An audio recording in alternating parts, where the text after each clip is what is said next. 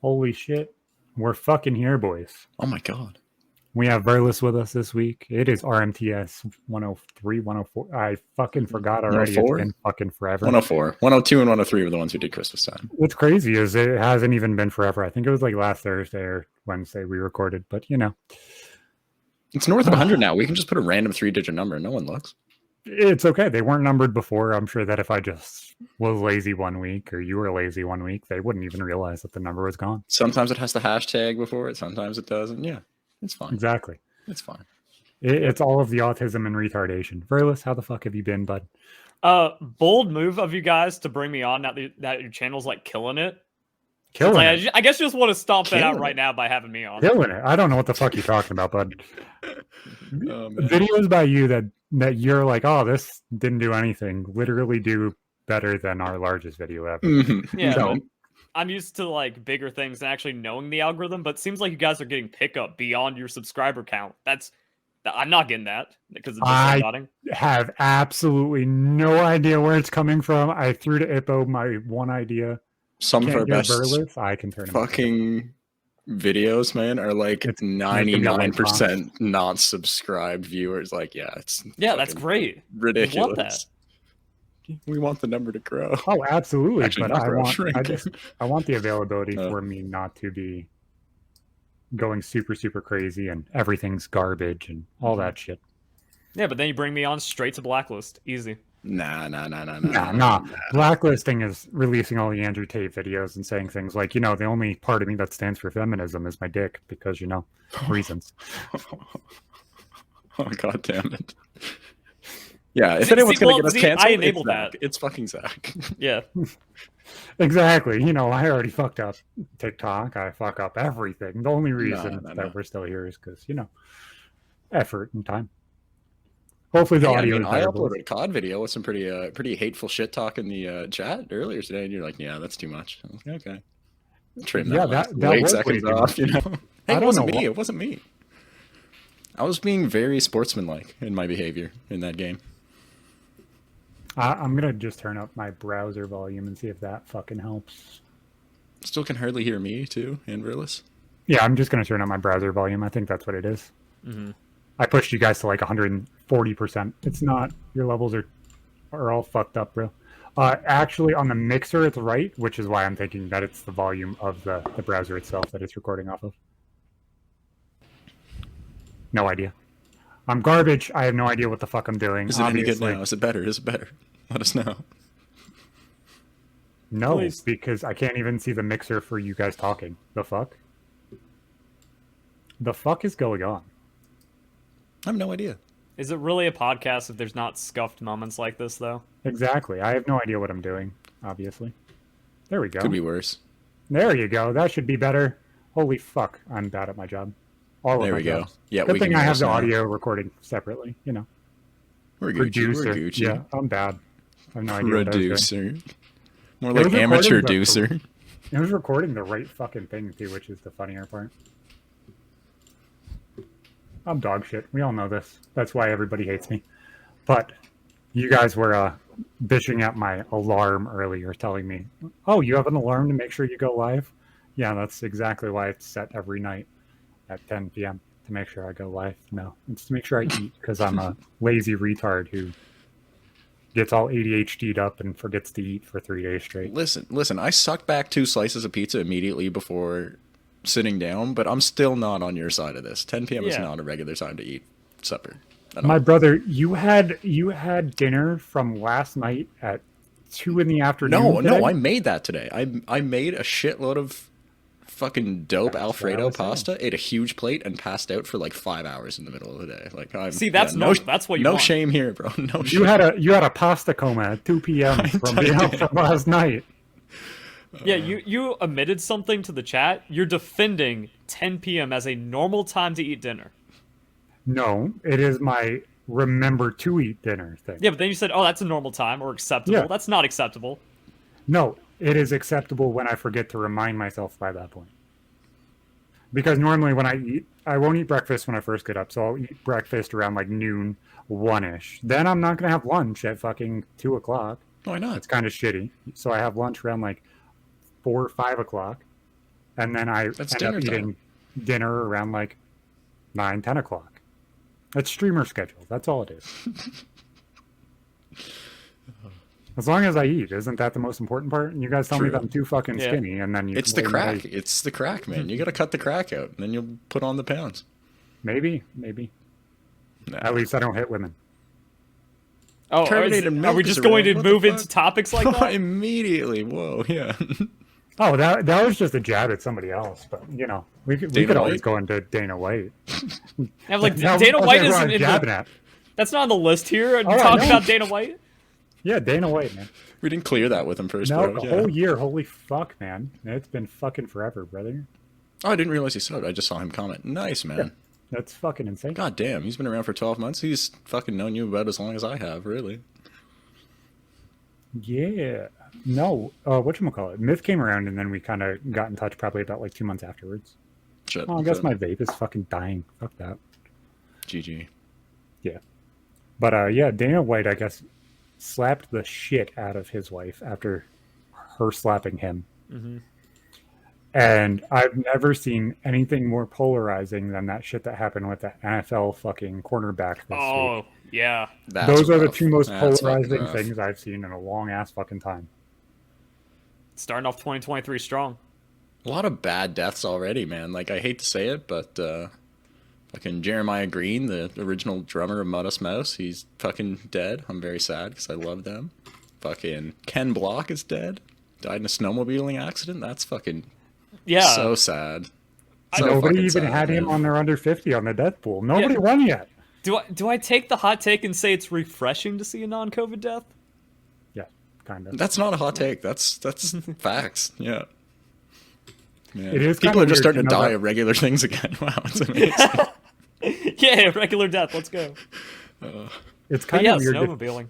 Crazy. It's kind of weird to think that we almost lost an action sports star and an action star within hours of each other. Fucking Jeremy Renner too. Yeah, true. He's doing pretty rough, apparently. Chest injuries and mangled his fucking leg using a snowplow, so this is a fucking rough week, man. New death pool. I'm still salty from the queen was stolen from me. Yeah, so you lost the original death pool. He's the one who had the queen first. Oh my fucking god. And then we randomly picked on an episode. Nobody dropped their guesses. And then Cloudy decided to claim that the win was his because he said the queen in the chat, which that is not a valid win, Cloudy. You're an old fuck who forgets and everything else. Nobody even acknowledged you other than me saying, hey, we're not taking choices from the chat. I thought that was going to ruin our friendship with him, honestly. I wanted to stay away from it after it happened because, like, he said the queen and then, like, a week later she died. And that's not a valid win anyway. It takes 2.5 weeks for that thing to become valid and circumcised. Fuck, and nobody else fucking made their choices. Therefore, it never got cut.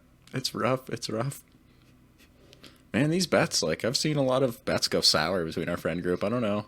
I don't like participating because it's just people end up holding animosity, even if it's not real, and it's just silly, fake, passive aggression. Each other having good fun, man. I don't know. Breathe, guys. It's 2023 now. Everyone forgot how to socialize long ago. Oh, yeah, it's been years. Exactly. We got to go to Modern Warfare 3 now, since it's not Modern Warfare 2 Electric Boogaloo 2022. V moves, I want my $100. He's here already. Yeah, fuck. Yep, I knew that was going to happen. We'd summon him. God damn it. Bitching about needing his money. You're never going to get it, I promise you. So the same guy who lost on the death pool bet for the queen, he was trying to guess with someone else what breed my dog was. And I had said it on the previous episode of RMTS. And he's like, I'll bet you $100 that's not what his dog is. And then it's like, well, it's right there. It's in the video. Bam.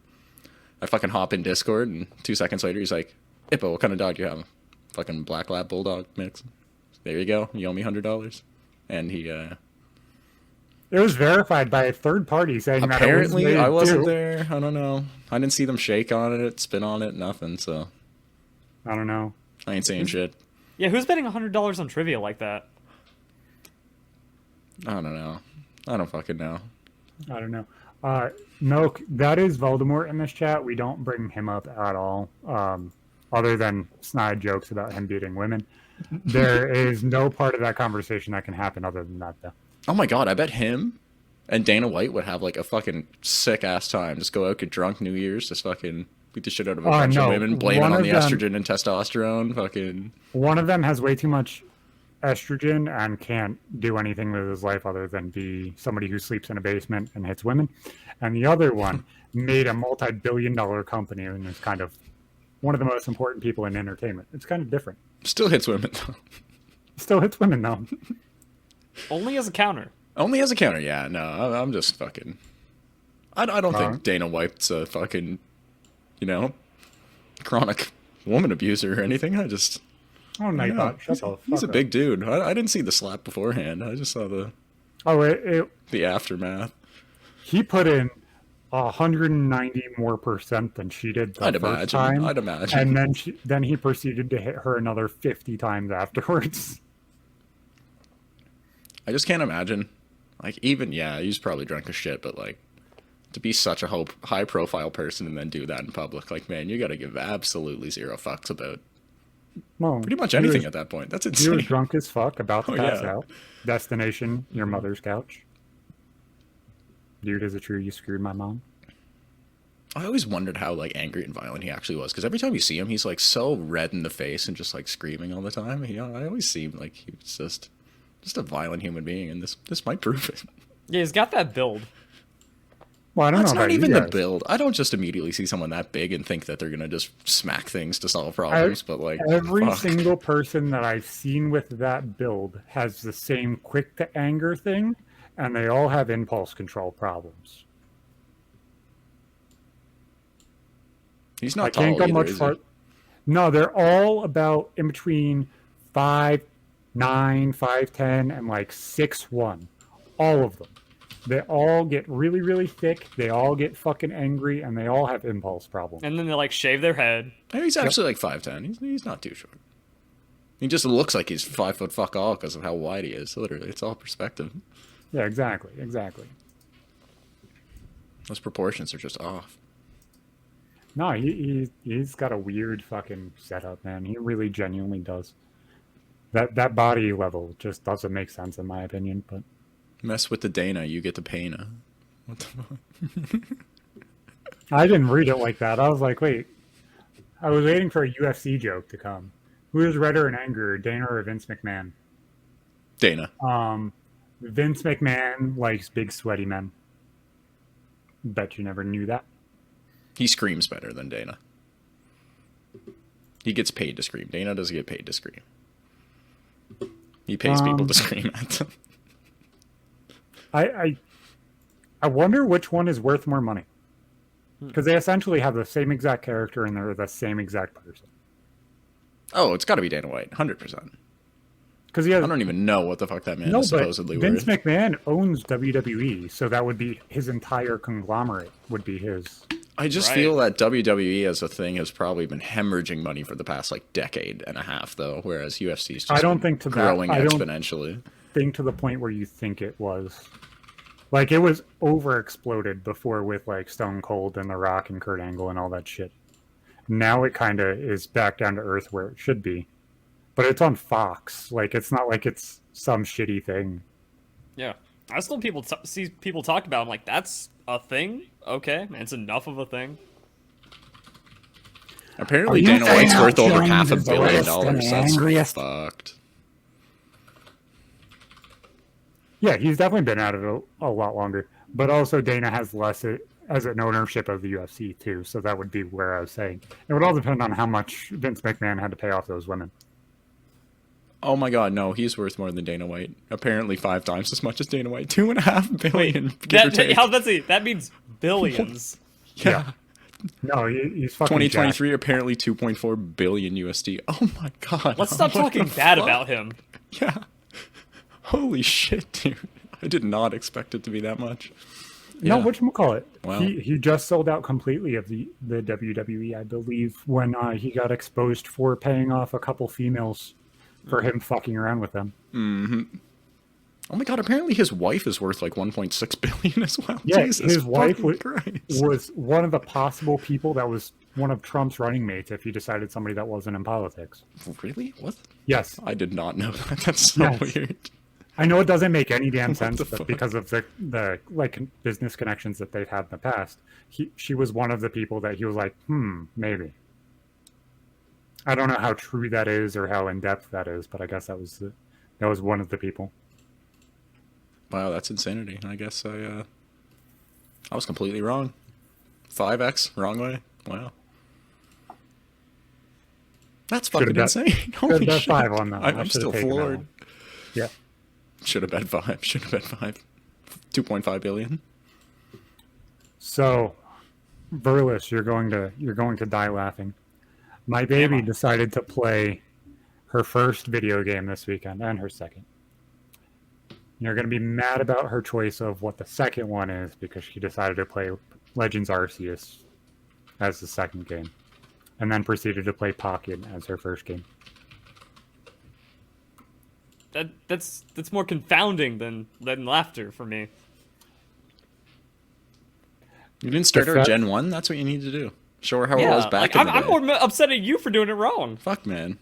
You only get one chance with your kid's first game like that. Don't let her start with a newfangled Pokemon. No. At least it was Pokemon. It wasn't, hey, I'm going to throw you on fucking Battlefield and let you try and figure it out. You give her... Like, Red and Blue's a good idea. Yeah, you give her a fucking cartridge of blue and a Game Boy with like a dying battery, so every time you like breathe on the Game Boy or look at it the wrong way, it'll just wipe your saves and then show her true pain. And then the back is missing, so you have to like...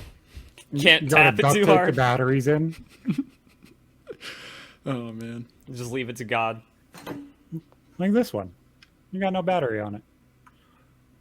Lost all value just because it doesn't have a battery door. Sad. Oh, the battery door on your Game Boy. Oh, yeah. Yeah, there's no battery door. I broke the one on my my Color many years ago and lost it too, unfortunately. Well, that one actually has a really, really, really funny story because that wasn't even mine. That just randomly got found and I stuffed it with my things and then it became mine. Actually, that's kind of... Not gonna lie, that's about the same way I got my Game Boy Color when I was like fucking 6 or 7 years old, visiting my grandmother in Boston. She used to have a roommate that lived in like the basement of her place that she sublet out, and they moved out and left a bunch of shit, and in one of the boxes was a Game Boy Color. Like, oh, cool, a Game Boy. She's like, you want it? Yeah.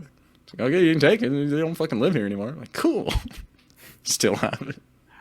I was going out to Utah, and my fucking... I was playing my Game Boy Color on the way out there.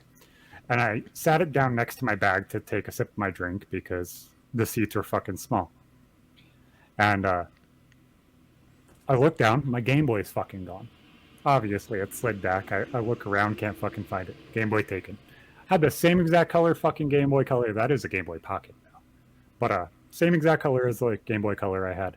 That one is from... We were... looking at being homeless because we were being evicted out of the our first apartment out as adults, and one of my wife's friends were like, hey, you can come stay with my dad, he has a couple extra rooms, he needs the help with the bills and stuff like that. It's not a big deal. What we weren't told was the entire bottom floor of the house was essentially a dump. Oh god. So the basement was all like piles of shit and garbage and toys and everything else. So not a cool basement. Not the Lego basement. No, it was just like piles and piles and piles of everything. Lego basement is the perfect 2 words to describe my childhood. That's so good. So fucking good. I found my first ever DVD of porn down there. First ever time I saw one of those. I found that fucking Game Boy. Okay, that's fun as a kid then. You're just got a sea of shit to just swim through. Yeah. Oh, as long as it's not actual shit. I wasn't a kid. Oh, yeah. I was... You were like 20? Yeah. Oh, the magic's long gone. Yeah. Fuck. Oh, it was... I have really, really bad ADHD, and you know what? I'm just going to find something to do with my life. Kids are sleeping. I got 4 hours before I'm going to go to sleep. Nobody's home. Go looking for Game Boys and porn. That was the first thing I found the first day. I saw it sitting on this table. I was like, that's mine. That's the same exact color Game Boy that I found. What the fuck are you talking about? Dug around, found like $600 worth of movies that we sold to make and everything else. Like, I'm not fucking kidding. You know, like hoarders' houses, how they all have everything stacked against the walls? This was reverse of that. The entire floor was covered, and there was like a walkway around everything. Oh my God. That was it. It was just a big-ass fucking pile. And it was hilarious because you could fucking find a woman's bra to a fucking Game Boy Color pocket. And you have no idea what the fuck you're going to find. Or hear of them, and my first thing immediately is always just like, what the fuck do you do if a fire breaks out by your only exit of that room? You are fucked. Like, that's the first thing that should be in someone's brain. Like, so man, you went downstairs, and it was actually, this part was really gross. The girl that told us about staying here, fucking left like 6 or 7 thongs sitting all over the floor or stuck to the wall with shit. What? Which was really fucking gross. Yeah. Is she like feral? Like, what the fuck? I couldn't tell you. Actually, somebody who's been on this show said with you. That's even funny. Oh God. So that happened. You tested for fucking rabies. You'd go down the stairs, and there would be like a hallway that teed off from the stairs. And this room that I found the Game Boy in was like catty corner from the stairs. On one half of it was the garage, and then there was this room with a boiler in it. So literally, if this fucking room went up whenever it wanted to, it would be bad. The entire fucking part of that town would probably have gone up. But damn it. It literally was about me tall worth of garbage, and you could stand on top of this pile worth of just stuff and touch the ceiling and have your hand against the wood floor on the floor above you. It was the weirdest situation I've ever been in. I can't even imagine it. The only like, how big was the room filled with stuff? Okay, so that room was probably like 2 of my bedroom together, and my bedroom's about 12 by 12.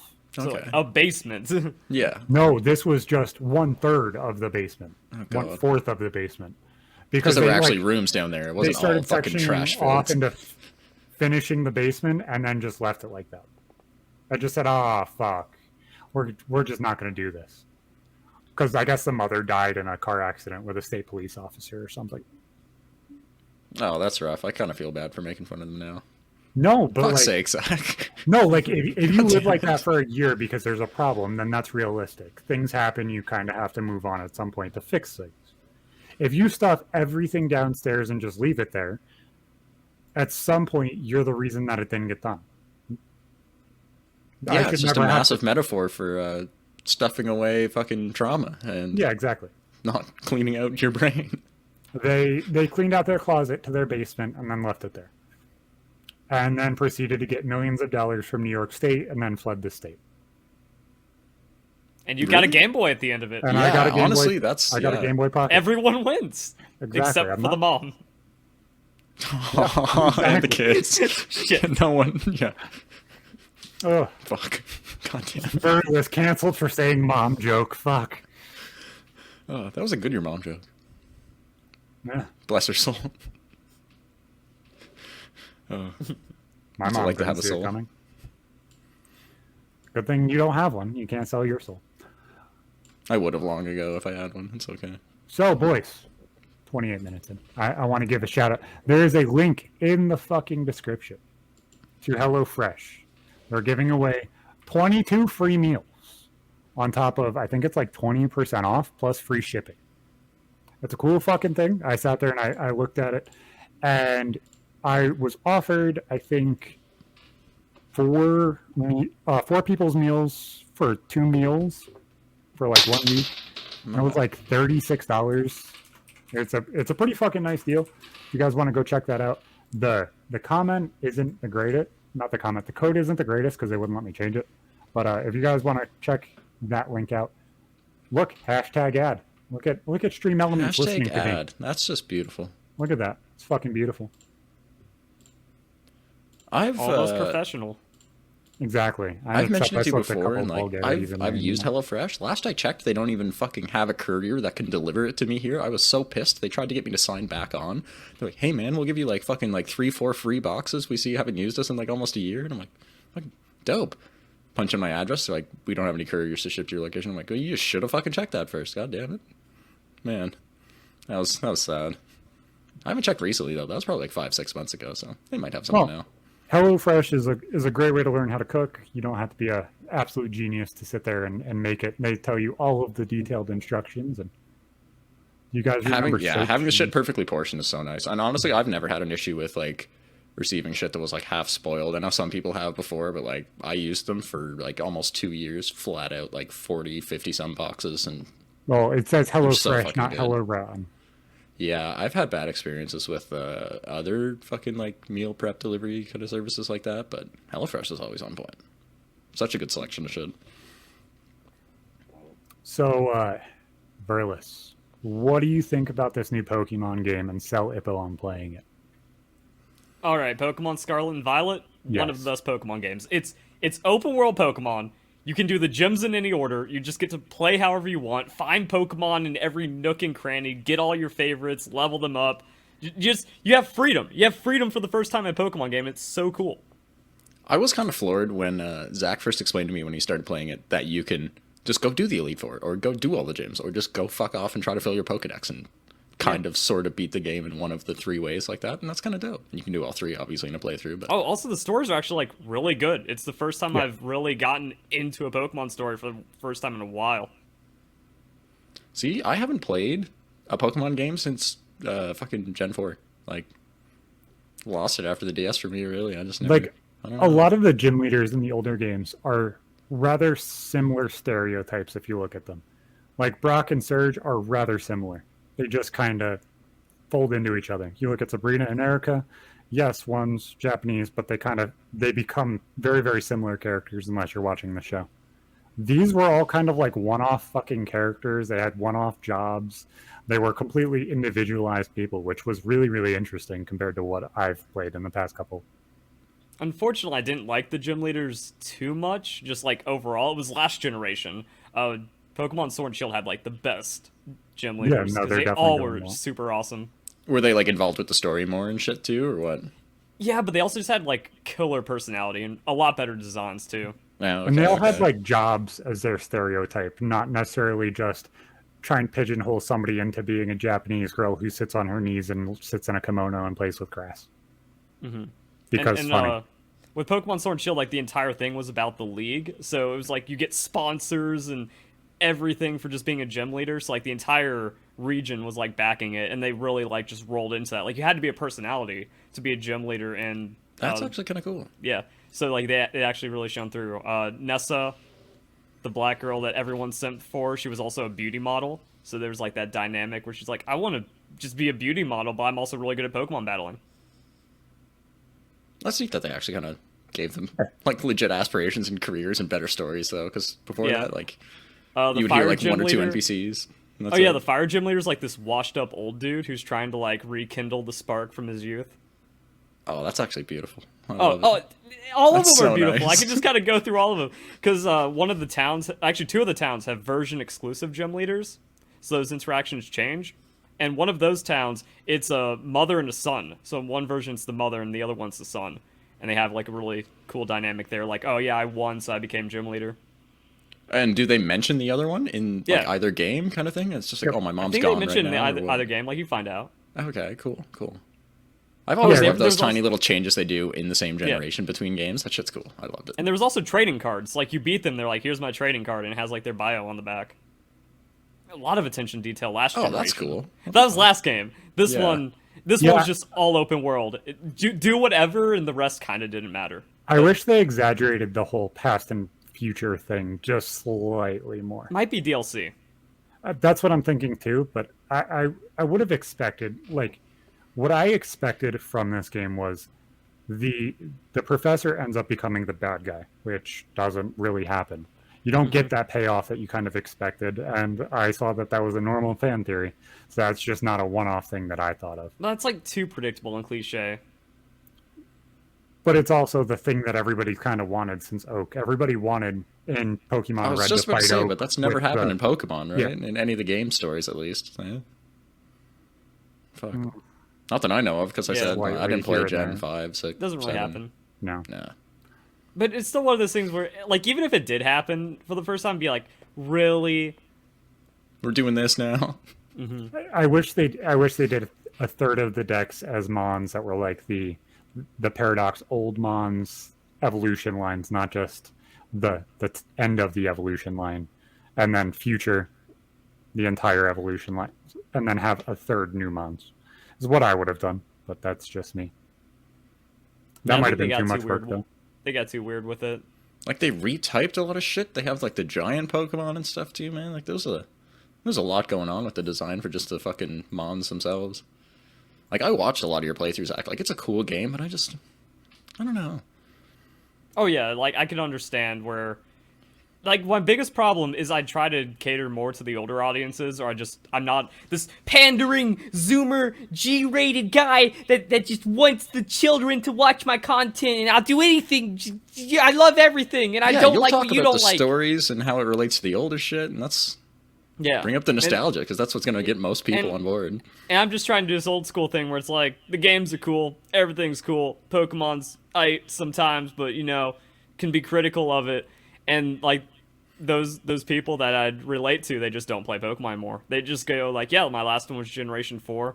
A lot of people got back into X and Y and loved it, but then didn't stick. They were just like, yeah, X and Y was cool again. That's it. And done forever. So... I legit haven't had a Nintendo console myself since fucking the DS Lite. I'm pretty sure that's the last one that I would have had, so... Yikes. Yeah.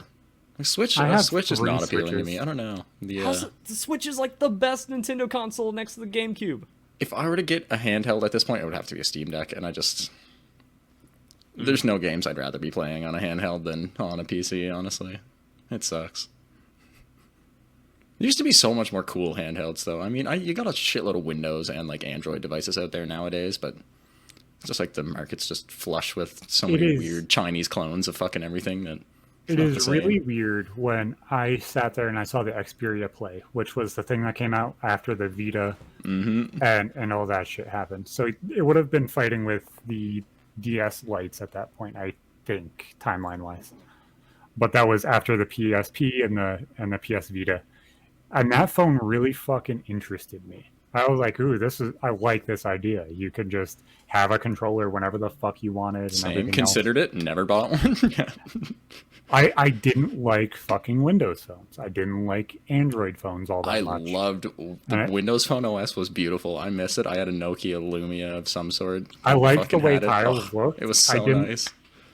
It worked so good. It was so smooth compared to like Android and even iOS at the time, man. I was shocked. But dude, when that phone came out, I finally got a keyboarded phone. Okay, so I was behind at that point. I wasn't ahead like I am now. Full physical QWERTY. Nice. Yeah, I had an LG Blitz. I don't know what the Blitz was. Was that sideways or up down? So it was essentially a chicken nugget shaped phone that you slid up, and the keyboard was there. It was like a circle that had two sides that were completely vertical. I only ever had like one phone that actually had a physical keyboard, and it was like an INQ, fucking some Chinese phone. I don't know, rip off of a regular BlackBerry, I guess, form factor wise. But yeah, I'm surprised that they didn't start integrating games and phones and consoles like Nintendo all together around that time, because obviously the want and demand was there with the PSP and that DS and now even the Switch, and we're seeing even the Steam Decks increase. I'm surprised that none of that combination has happened. Alternate universe where Nintendo tapped into the phone market like mid-2000s and ended up actually cranking out sick handhelds that were sim-enabled too. Oh, man, that's too... that's painful. It would have Switch iPhone? Which one? A DSi that like add a SIM card, you imagine? Shit like that. Yeah, just that being the future where it all merged together as everything developed instead of now just being completely separate because everything can like handle it by itself. Well, even with the DS, they gave that everything a smartphone needed except the ability to fucking communicate and like use a decent browser and shit. Of course, the power and the processor too, but like you could have still had a shit smartphone type OS on that easily. And how the fuck has Microsoft not done this when they had Windows Phone and Xbox and everything essentially running on very, very slightly different versions of fucking Windows? They're all running on the same shit, just slightly different. And Apple already has the fucking form factor for it to be available. They literally just need a console to be like, yeah, that one. At this point, they just have to buy up a massive like game producer, hardware developer of some sort. Just be like, build us a gaming phone. What I was gonna say is, the crazy thing about Nintendo not going to mobile is that Iwata was really against it. So, like, all these Nintendo fans, like, rip Iwata, oh man, this guy was the GOAT, he saved Pokemon Gold and Silver, because, like, all these articles just started, like, coming out. He was actually, like, holding Nintendo back. And now that he's gone, unfortunately, we've also just kind of seen, like, these crazy just advancements through Nintendo, where I used to be like, yeah, Nintendo's allergic to money. It doesn't make sense how much they just kind of hate giving people what they want. But I've loved Nintendo Switch so much, and the games, and like these new crazy ideas, and also the switch to mobile, and not be like, just Nintendo has a lot less fear now without Iwata, and it's just one of those weird things where, like, that just around the time of the Wii U, they really seemed to change, because like the fact that they actually released and sold that device still shocks me, because like they sold really, really badly for what they were, and how much money they put into it, but they're still so cool.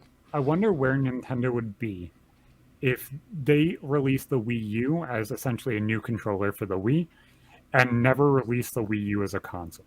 So you go from the Wii and the Wii U controller to the Switch. If they did that as a straight across thing and integrated a DVD player sooner, I think that they might be ahead of Microsoft right now. Unless the Wii U's failure is what made the Switch so good, because then they were like, we can't mess this one up. Well, people like the mobile handheld aspect of it. Make it smaller, make it more portable, have that be the main fucking hub of the entire experience. Yeah, they brought it back to the original Wii with the Joy-Cons and the fucked up weird controllers. Mm-hmm. Then brought the screen from the Wii U. That's what I'm saying, is like if you just add the Wii U controller to the Wii, then the availability for the changes that they did would still be there. But I wonder if that would actually give them the form factor to be a competitor on the stage now. Because you have one of the top selling consoles of all time in the Wii. How does that measure up now without that massive flop in between? Because I don't think there would be as many people afraid of the Switch if I don't think anyone's afraid of the Switch. I think that there was definitely fucking consumer fear at the beginning. It's still sold really good and still like killing it on sales. Oh, they sell shitloads of Switch. Oh, they do. I know they have a hard time keeping up with supply even. Yeah. Oh, I love it's cool. Switch. I love the form factor of it and shit. Like the Joy-Con are such a neat idea. The hardware works awesome, and it's just. Yeah. Did I ever tell you guys what I did with my original Switch? I don't think so. No.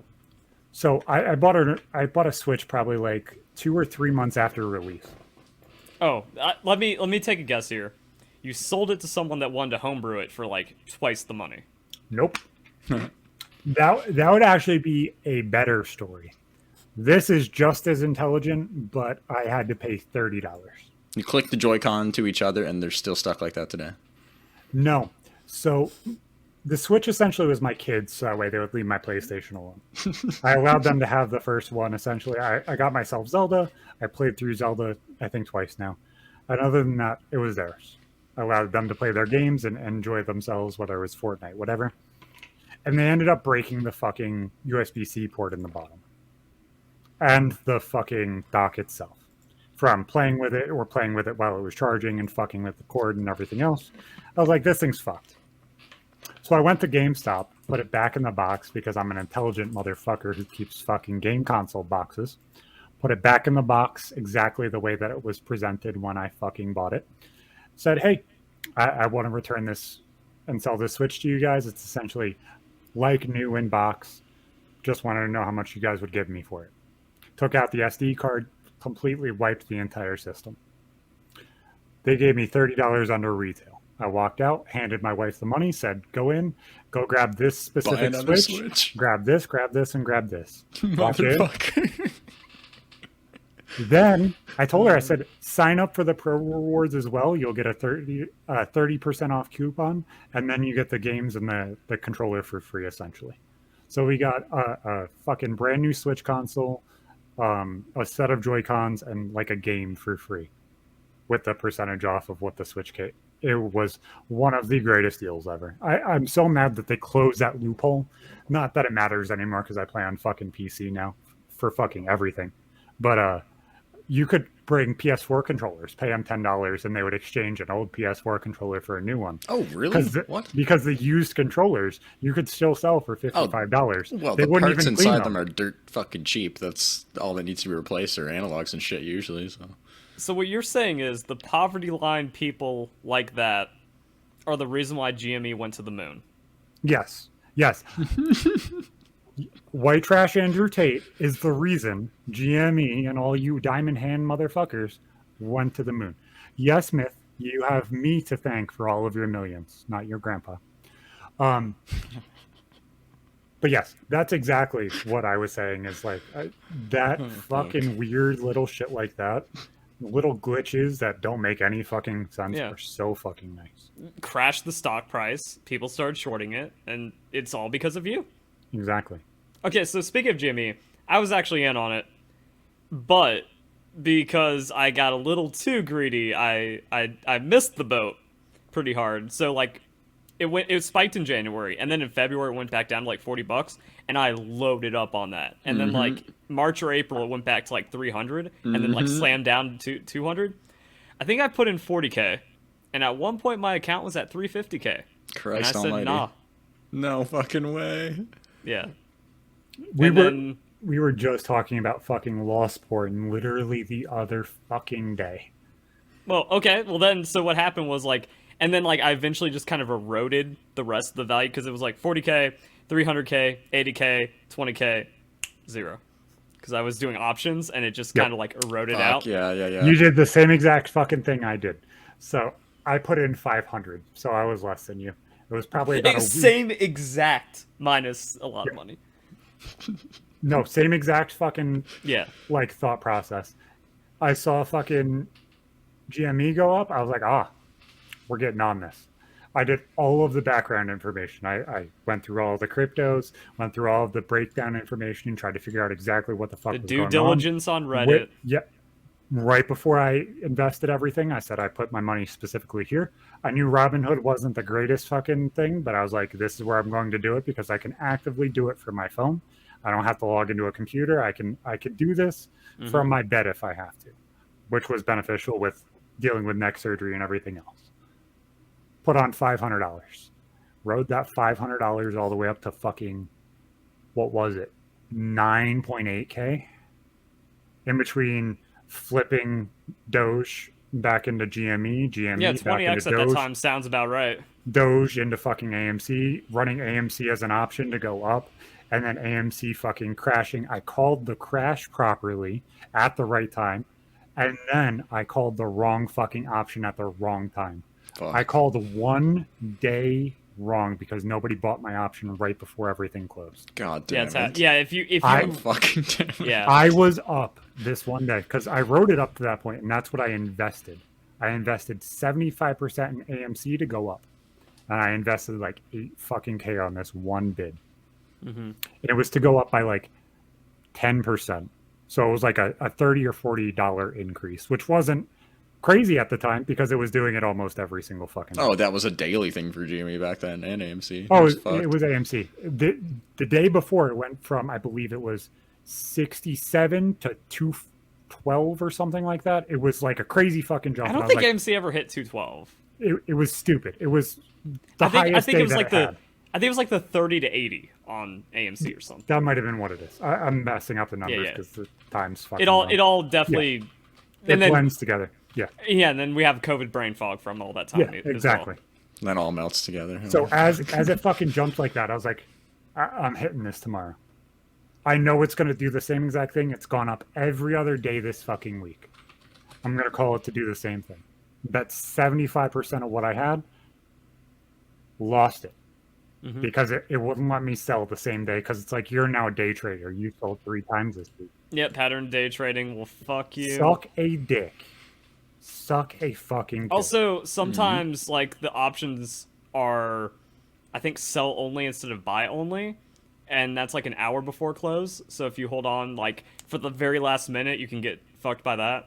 Yeah, I sat there and I waited until the last fucking minute. I pressed sell. It's like, you're a pattern day trader and you don't carry enough in your account. Yeah, put in another 15K. Always hated that about Robinhood. Never used them for that reason because I'm like, that's so fucking slimy, man. No, guys, no. And then I wake up in the morning because I know that if I sit here and refresh, I'm going to get very, very sad as this number drops because it freezes and then it drops for a little bit every single day. And that's exactly what it did. If you look at the graph, it would go up right before close, and then it would drop because everybody would sell off the spike, and then bring it down to about what it plateaued towards the end of the day. Yep. And then you get halted, and that makes people scared. And 9 a.m. the next morning hits, and it drops by like 20 or 30%. And I lost all of the fucking investment. And I'm like, nope, sell. Because I'm not going to fucking buy the option. Just get me the fuck out of this. It's not going to go back up. Get me the fuck out now before I lose everything. And then I bet it to go down because I was like, obviously, it's inflated then. Bet to go down. Lost everything else. The reason why I lost so much, and the reason why I held is because of the fraud I talked about last time. I was like, oh, this is my time. I'm getting it back. Because that's when I had my mark. I'm like, I'm cashing out at $500,000 because that's what I should have right now. And then, it was like $350K. And then that's when it was like in the March where it just lost $200, like $300 to $100 in like 10 minutes or whatever. And it was funny because I like looked at it right at the peak. I'm like, $350K. Nah. $350K, like, I could do something. And it was just like that half second of hesitation. By the time I refreshed, it was already like 150. I'm like, all right. Sell. No, that wasn't the sell. That was like, it's rigged. That means we're going to 500, boys. Like, I thought I was like, this is the proof. This is the proof they're rigging it. Illegal. I'm cashing. I'm making it now. And then there was earnings and it went down and back up. But yeah, eventually I just got like decayed on the value from just holding the options too long. But it's one of those things where people, like all my friends were just like pissed at me for pretty much forever. I think they're still pissed at me now. It's like, why didn't you take a 10x into 300K? I'm like, because of the fraud. I downed more than that. Exactly. Like I felt like I was playing with not only borrowed time but borrowed money. I didn't really give a fuck about that money. You know what I'm saying? I cared about it because if I press the button, it's mine. But I didn't care about it because that's from my neck. That's them having to pay me money because I fucking had a part of me cut out. You really think that fucking matters to me? No. I didn't fucking earn that shit. That's because I got hurt. I don't care. That money is just like fucking inheritance. It's just like anything that most people run through. It is what it is. It's either going to happen or it's not. And if I'm going to be slightly risky with something, I'd rather be risky with that than something that I genuinely worked my ass off for. Yeah. Don't bet what you aren't willing to lose. I was like, if that 40K becomes my big goal, like I hit 500K, that's not retirement money, but that's like, I don't have to worry money, and knowing me, budgeting correctly, like I don't ever have to worry money. Yeah. And we were almost there. And then the only reason that the goal was so high is because I was already out 100K. Right, yeah, you wanted to recoup that loss, and who fucking wouldn't want to in that position? Yeah, and unless you've been through that experience, people can't relate. They're like, if you're down that much, why are you going to go down more? It's like, that's when you get opportunity costs. That was my problem, is when I was flipping fucking Doge, every single time I would see it increase by a couple cents or a couple tenths of a cent, I would sell because that's how it trended. It went down and then went back up and then went down, and it would spike every little bit. So I was ADHD trading every little bit and just selling it back and forth and buying it back and forth just to like cash in on the gains and just, okay, when this stops, when the trend stops, I'll stop. And just timing things so well sometimes, and you fucking hit it right, and you're like, ooh, that one felt good. You get that little drip of dope. Yeah. Nothing feels like that shit, man. You have no idea, man. You miss out on the good futures being in the US, like on crypto specifically. I did that with Micron. Micron stock, the people that make RAM. Like that's been my like little options adrenaline rush, because like they're so volatile because it's cyclical on like the RAM cycles. So I mean, I turned 10K into 200K off of Micron options. No way! Then, holy shit! Wait, I pissed that down to 20K. Of course. And then that's what that 20K like helped roll into GameStop, and then lost it all. Fuck, man. And it's one, but again, like when you lose so much from the fraud and you have no control over that, losing only 40K under your own control doesn't feel as bad. Drop in the bucket at that point, right? Yeah, fuck. And then you get dislike botted, and then now you wish you had all that money back. I don't know. But I'm still making a living playing Pokemon. I'm doing better than like white trash over here, so I guess exactly could be worse. Okay. It is what it is, man. I might drink a Pepsi later on. But being offline does not fucking stop it, Zach. Stop giving advice you know fucking nothing about. Please. I never give advice about appearing offline.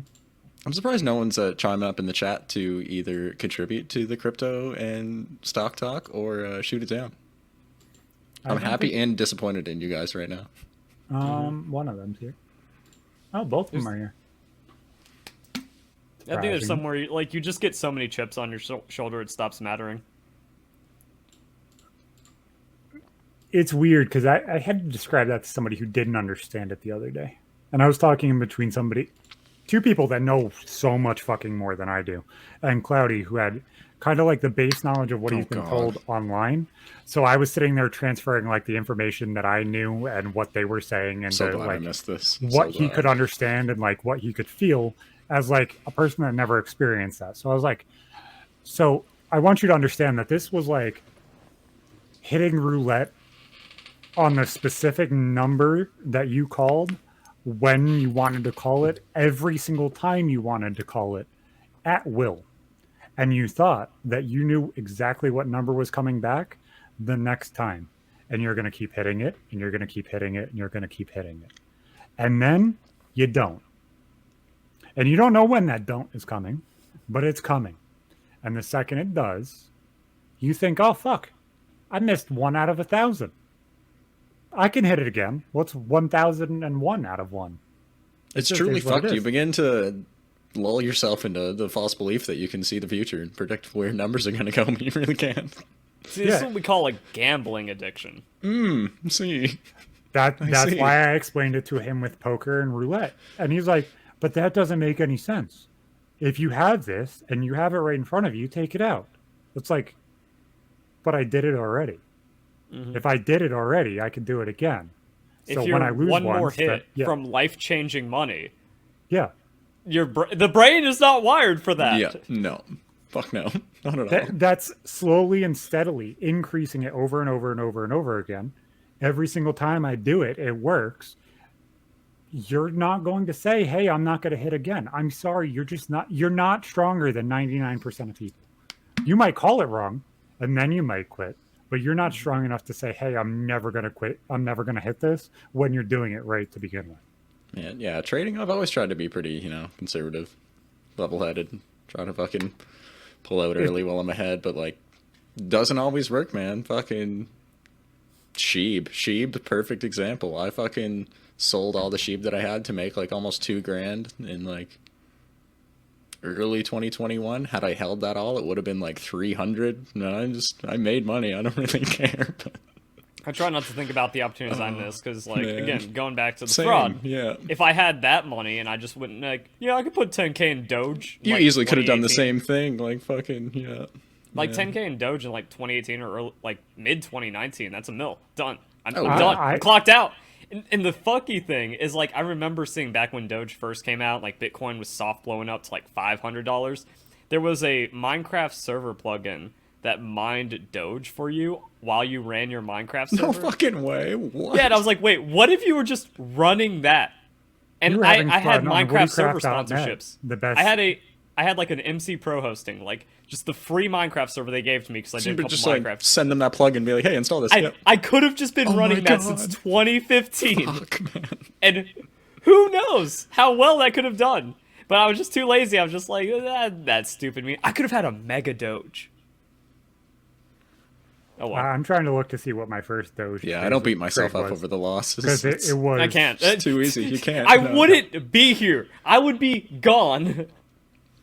I would forever sleep it if I thought about it too much. No, exactly. Had I made the money I made off Sheeb, the way I like to look at it is, I probably would have never joined the PKA Patron randomly for $50 and met half the people I hang out with online. So, like, there you go. Exactly. I'd rather have the 300K. Don't make me say these words. I'd rather have the people. I'd rather have the people. At least we were able to pull that out of you. Oh, God. At least it's the friends we made along the way. Hey, Sheep still made me money after I missed out. Yeah, exactly. That, though. Trading futures, man, one day I went from like 120 to like $8,000. It was pretty fucked. Gotta love it. Gotta love it. Oh yeah, like fucking wheat isn't supposed to move, and if you get a couple percent and you're on like 100x leverage, you're gone. My god, yeah, that's fucking insane. Yeah. I was telling that to my friends. I was like, has anyone noticed the price of crackers go up? You used to be able to get a box of saltines for $1.50, and now it's $4. Someone get in on those futures. Thanks, I lost Russia. all my money on GME, but I can still give advice. This is not financial advice. Of course not. Exactly. This is not financial advice. Yeah, it's pretty fucked. Russia stealing like tens of thousands of tons of grain from Ukraine had a massive effect globally on the wheat market this year. It's good fun. A lot of people made a lot of money off that. Yeah. Like, people that actually just, like, pay attention to the obvious stuff that's going to eventually happen. Like, I wasn't prepped to, short the market under COVID, but I saw that coming back in January, where it's like, this thing's happening in China. I'm like, yeah? You think so? So I saw that unfolding, but I was in the middle of, like, selling a house or something, and I didn't have the free cash. And then that's when I used that money to go into GME later. But, yeah. And then I called the bottom, too. Like, mid-March, I was like, oh, people aren't dying at 20%. This is closer to 1% in March 2022. I'm going to buy kind of shit. Wait, GME was last year. 2021. Yeah, 21 was the big. I thought it was 20. It's last year. You can still call it last year. You got a grace period of like a month. Yeah, it's fine. Yeah, but still... I was like, oh yeah, GME was 2021, and I got the confusion. Either way, COVID brain fog sucks, and it's all become one now. It's 2023. The last 3 years are 1 year. Yeah, pretty much. Exactly. It's all like. One. It all happened simultaneously. Oh, man. Oh, nice. Also, quick advice before we get into the next topic. There was a meme going on when, like, Russia invaded Ukraine called Buy the Invasion. Oh yeah, I remember that. Hell yeah. Yeah, and I didn't because I didn't have money because I lost it all on GME, but I saw that and like that was the weirdest shit because SPY like opened -8% and it ended flat. The amount you could have made off of options was like 25x. It was absurd. I know people who made some pretty insane calls on Raytheon as soon as that shit started, and now they're fucking just the entire market. The entire market looked like we were immediately going into a recession, and then went green. On an invasion. You buy the invasion. We learned this. Remember that next time, kids. You buy all of them. Oh, God. So, speaking of scams and GME losing us all a whole bunch of money because Robinhood's a bunch of douchebags, let's talk about a Robinhood that's going on right now. So, aDrive, one of the Pokemon YouTubers, which is why I wanted to bring this up, decided to release his own trading card game. Completely crowdfunded, but said that he funded it all by himself. And then funded up, what was it, like $1.8 million for said Elestrals or Thestrals card game. I can't bring it up on screen, otherwise I would read it exactly. But yeah, where's the production value? Like I have a locked screen here. We need to get like a Zach or a Jamie. I need a third. You do? I need a third screen. So, you know anything about this? Sweet fuck all. I don't say, like, Pokemon how much online. do me and Zach need to like tag team to fill this in? 100%. Treat me like I'm fucking completely clueless on so aDrive is the guy that Verlis will rib and talk about how he's the most G-rated Pokemon YouTuber ever and how he only does things for kids. It's all fake. It's all COPA violating. It's all child targeting. But just a crazy clickbaity titles and blown up personality kind of shit, or yes, and accepts sponsorship from G Fuel and things like that. Then created his own card location that he was selling cards out of and stuff like that, and was like, "Oh, this is going so good." You made brick and mortar stores to sell this shit? I don't know if it's brick and mortar or just online or what. Okay. But like a store to distribute. Made his own like mystery boxes that just took like shitty. Oh, that's shit that he opened. Fucking, and then $6 of plastic for $40. Yeah. Yeah, discounted plushes and overstock bulk shit no one wants. You skipped the part where he was. I'm trying to, like, how much legal language can we use here? But in my opinion, it was a scam the way he was running his Pokemon TCG box breaks. So did you hear about what a box break is? I don't know what the term is. So that's when you have the streamer open your pack of cards for you and then send you the packs. It was what Logan Paul did with the base. It was what Logan Paul did with the base set of Pokemon. So it's betting that the cards that they're opening is going to be worth more money than the pack closed and sealed is worth. Of course. So what aDrive was doing, like he was finding the boxes on eBay, he was buying them, and then he was immediately scalping and upcharging it for his break, because by buying one, you remove one from this market of product that barely exists anymore. And then he was also going to be like, well, this is blowing up, so by the time like I open your pack and you get it, the value will have already doubled just off of current market trends. So he was taking, boxes that were 20,000 a box, because it was like a 1999 2000 set. Well, but like base set went to $1 million or 500,000 for a box. That's so insane. He was fine, but he was getting like the 20K boxes, and then there's 36 packs in a box, and he was trying to sell for like 1,500 a pack. So he bought a box for 20K, and then he was trying to get like 50K out of the box.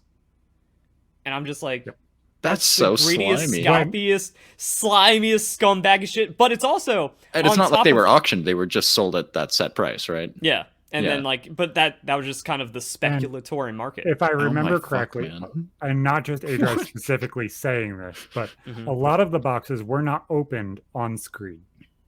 So those packs could have been weighed. Some of them, at least, that I saw people doing this. I remember that were trend. Broken before. They were unsealed. They were weighing packs, seeing which packs had hollows in them, and only selling the ones that didn't have hollows. Fuck off. Are you Wait. I think Shady Penguin, not allegedly, but my recollection is Shady Penguin did it the other way around. He was selling the heavy packs specifically at the premium. So he's like, hey, I bought this box. Here's the heavy packs, 800 each or something. But like people were also like distinguishing between that. I don't think aDrive did that. Yeah, that's why I said I don't know about him specifically, but I know a lot of people were opening. But that was definitely a trend that happened. But like the thing about aDrive is he was just double charging the prices, and what makes it extra scummy is he's streaming all this, so he's getting thousands. He's making money off of it anyway, even if he wasn't selling the shit. He's getting thousands of dollars in donations live, thousands of dollars in subscriptions. What the actual fuck? Thousands of dollars in VODs, because then you make a VOD of it. I pulled the rare card, and that's 300K views, and that's $2,000 of ad revenue, whatever. So he's doing all this, and it's like, wait, if you were a good, honest, not greedy person, you would have either sold the cards like at MSRP or like at whatever the regular, not MSRP. Because you're making money off the fucking content regardless. Exactly. Yeah. Or you discount it and you're like, hey, this is for my audience. If you've been subbed for a while or all this, like you get the aDrive. So much more incentive. You'd probably get more money in having more people buy them anyway. Exactly. Yeah. You get the aDrive fan special, and then he's still profiting 10K. But no, he's trying to profit 30K plus like another 10K from the revenue and stuff. I'm like, pure unbridled greed. That's all it sounds like. So that's this person. I just want to say this. To protect both of our asses, because we just went pretty hard. The numbers are not exact, you bunch of fucking retards, because I know when you put it in the chat earlier, Zach, I looked it up. $1,800 a pack is USD is what he was selling this shit. Oh, I know. Insane. I'm just saying that we may exaggerate prices here and there just to make a point. Well, that's why I said, in my opinion and my recollection. I know. I'm just protecting our asses, and that's triple layers brain of fog protection. Asterisk. Yeah. Yeah. Not financial advice. Come on, come at white trash, fucking Andrew Tate. Let's go, aDrive. You're like 3 of me, buddy. So now he is. So he decided. I want to keep on with that. So that you said right there, like that is greed, and that is so like now what happens when this person who has only displayed greed and also only lies in his content, in my opinion. Because he covers leaks, like Pokemon leaks. So it's like, that's such fucking, But it's all fake. He goes on 4chan, takes a random 4chan post, completely take it as gospel. Yep. And then run and then he clickbaits it. He's like, this is going to be in the new Pokemon game. And then, clickbait face and all that. 4 kids, and then all of a sudden video goes boom. Yeah, it's so tiring. Like, it's such an easy way to get views, man. Exactly. But I couldn't do that as a human being. So his personality is exploiting children by lying to them with fake content. Good shit. And then that is how he profits. And then releases a card game. You're up, Zach. Whatever you're going to say. So And then you might say, okay, well, at least it's a card game. It's kind of logical to sell things that way. How complicated could it be? If you open up the Kickstarter, link him the Kickstarter so you can see the shit. Yeah. What did he call it? Elestrals or something like that. I can look it up on my phone if you need the direct link. But Elestrals Kickstarter. ELE, okay. Yep. Elestrals. So you can buy a full entire box for the Kickstarter price and the Kickstarter thing. And then he added add-ons that are not visible or not shown anywhere on the Kickstarter, anywhere online, or visible in any form or fashion, thinking that every person's going to know exactly what he's talking about and charging Pokemon or Yu-Gi-Oh level pricing for a trading card game he just created out of thin fucking air. Yes. That nobody knows how to play, that nobody has seen. Wait, that might go a little too far if we're trying to protect ourselves here, because he has done like a beta test where like some creators were allowed to play and he has demos on his channels, but it's still like, it's still a fresh game that's very raw. But if they released Pokemon 2 and they released a new trading card game and we were all like, you know what, let's try it when it first comes out. That is something that is logical to do because, number one, we're all creators. If we're like, hey, we're going to create content with this, this makes sense. Let's try this. And they're saying estimated delivery August on all these tiers on Kickstarter that I see. This is the first fucking campaign I've ever seen with a $1 goal also. So that is a funny part too, and that's where I was getting with the add-ons. So the reason why you do that with Kickstarter is that means that guarantees that none of that money is going back to any other person that decided to donate. So that is a donation pool to him. It's also a lack of faith in the product. Yes. So that's saying I don't care how much you decide to add. Every single dollar that goes in there, it's mine. People don't realize, really. People think crowdfunding is buying a thing. It's not. It's supporting a project, and sometimes they end up being really bad projects. I've been there. I've backed really shit companies before. Yeah. Everybody sits here and will back up that specific statement with this. Well, he already said that he backed the entire project with his own money. Okay, so you're saying this dude had over $1 million liquid when he's 1.47 million at this point on the Kickstarter. No. Yeah. Before the Kickstarter. So I'm talking, go back probably like a year or so. Okay. That he had this entire project fully funded before he started the Kickstarter, and then was like, you know what? Let's get backers in on this too. Okay, which one is it? Do you own the entire thing and you don't need backers? Or are you getting backing from Kickstarter and then you make it so that way there's $1 fucking minimum buy-in, and then all of a sudden every single dollar is guaranteed? What he's doing is he's using Kickstarter as a pre-order platform because he doesn't have anything created, it seems. Like any raw straightforward distribution system. Like a proper just the small batch that he got out to people to beta test, quote unquote, and that's probably just clickbaity shit too, right? Yeah, and also it kind of shows like lack of care in the product, because instead of investing into a website, investing into a more direct pre-order form, they're just using Kickstarter. Yeah, and then that also makes Kickstarter the front, because if anything goes wrong, everyone's like, we've been burned by a Kickstarter project, and then it becomes more hands-off. And this is why you know it gets scummy, and this is why I brought it up and why I thought it was a good thing. He was a Pokemon YouTuber. He sits there and he talks about Pokemon trading cards. He is one of the larger content creators on the entire platform, including having backing from larger content creators like Team Caliber and people in the Call of Duty community and everything else. So Pokemon tell me collaborations that he couldn't have gone to Wizards of the Coast, which was the original Pokemon card company that did it, and had this made. Because he could save a shitload of overhead. Or even then, like you partner with Flesh and Blood or something, because they're blowing up, or all these other like new card games have taken off, and then like you pitch to them, be like, hey, you've already got this printing set up, I give you X stake, I've commissioned all the assets, I have a game here.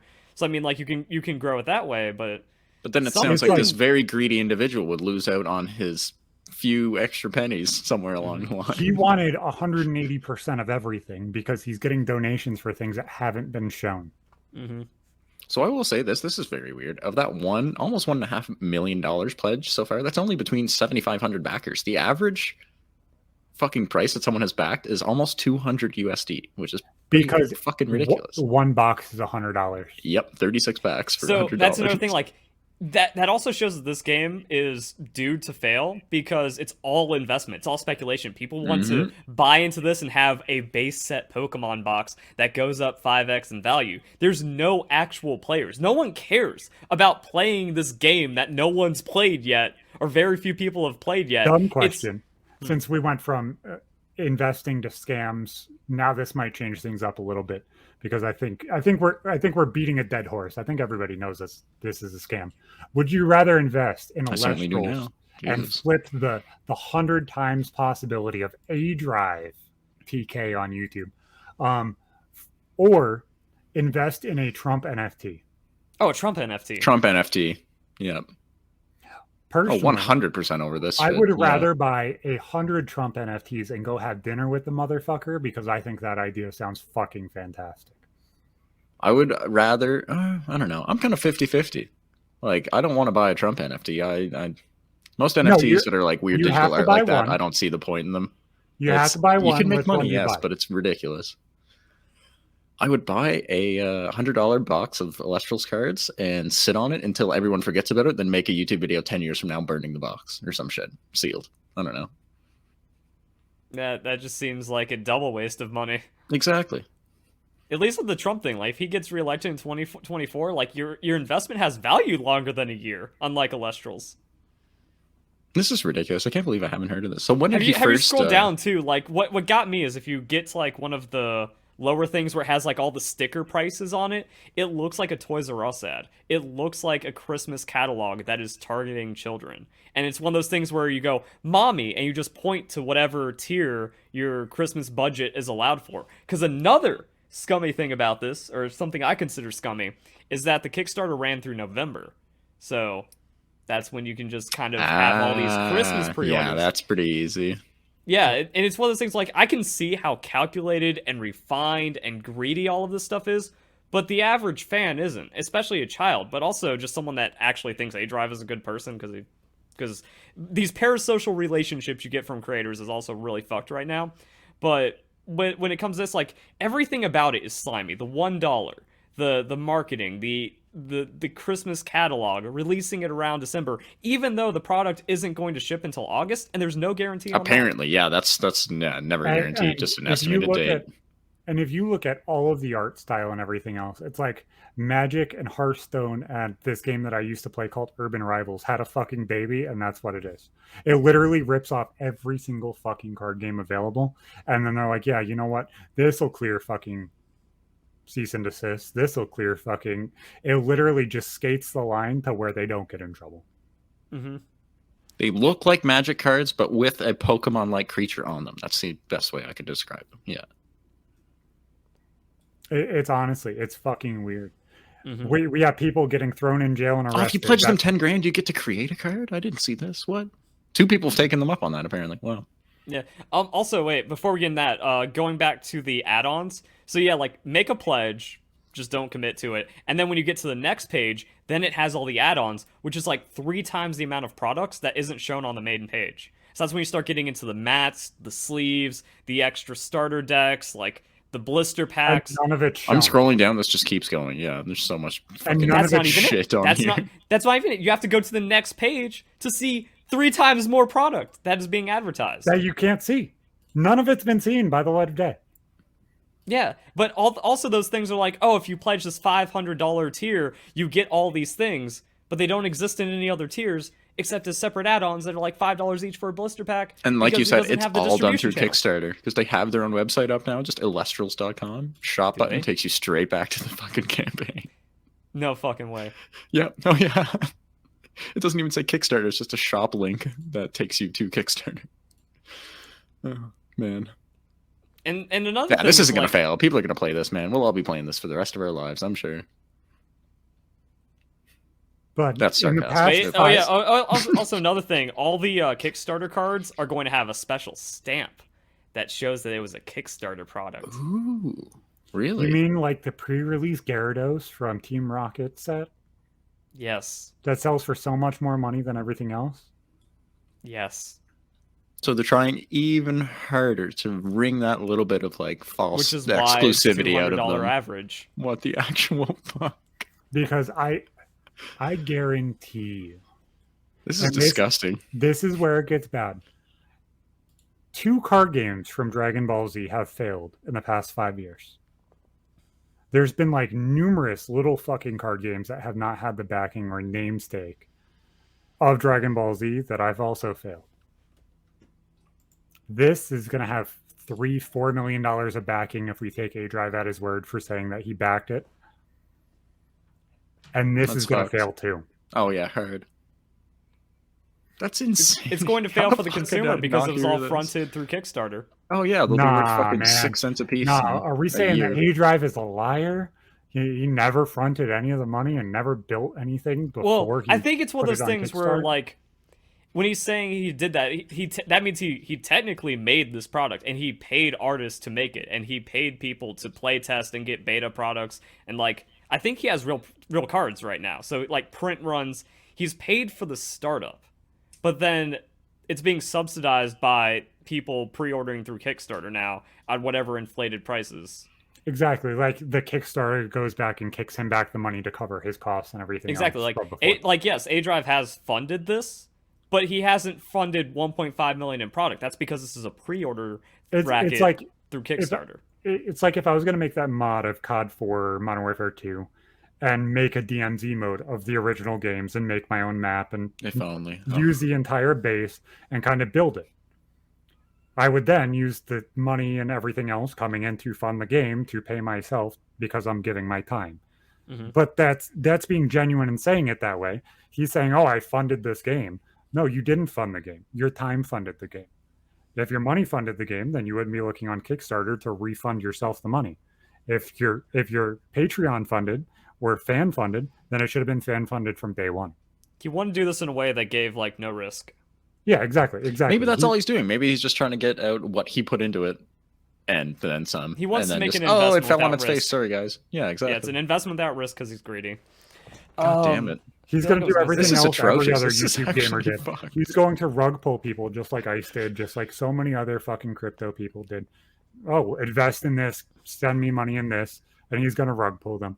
And I feel bad for all these kids that are under 18 that invested. I wonder if it's going to be like a Bernie campaign thing where people think they get their money back if it doesn't work. Nah.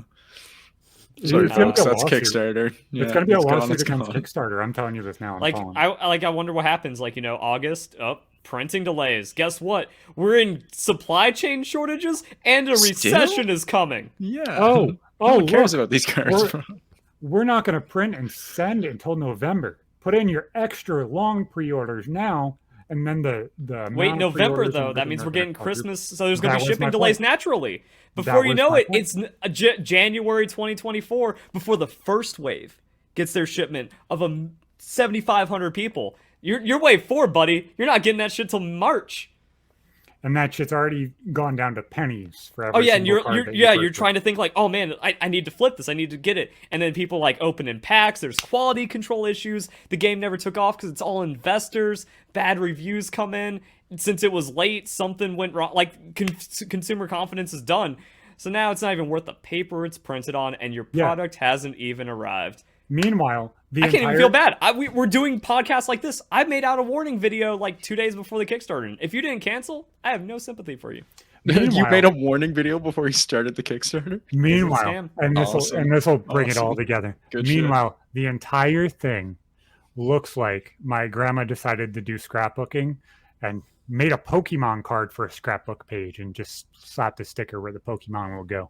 And guess what? He tried to make it look cool by adding a whole bunch of crystals and magical words. But, buddy, Harry Potter did it better. Dragon Ball Z did it better. Both of those card games fell on their face and everybody has drugged their nuts past them. There's a reason why there's only 3 card games and nothing has been added.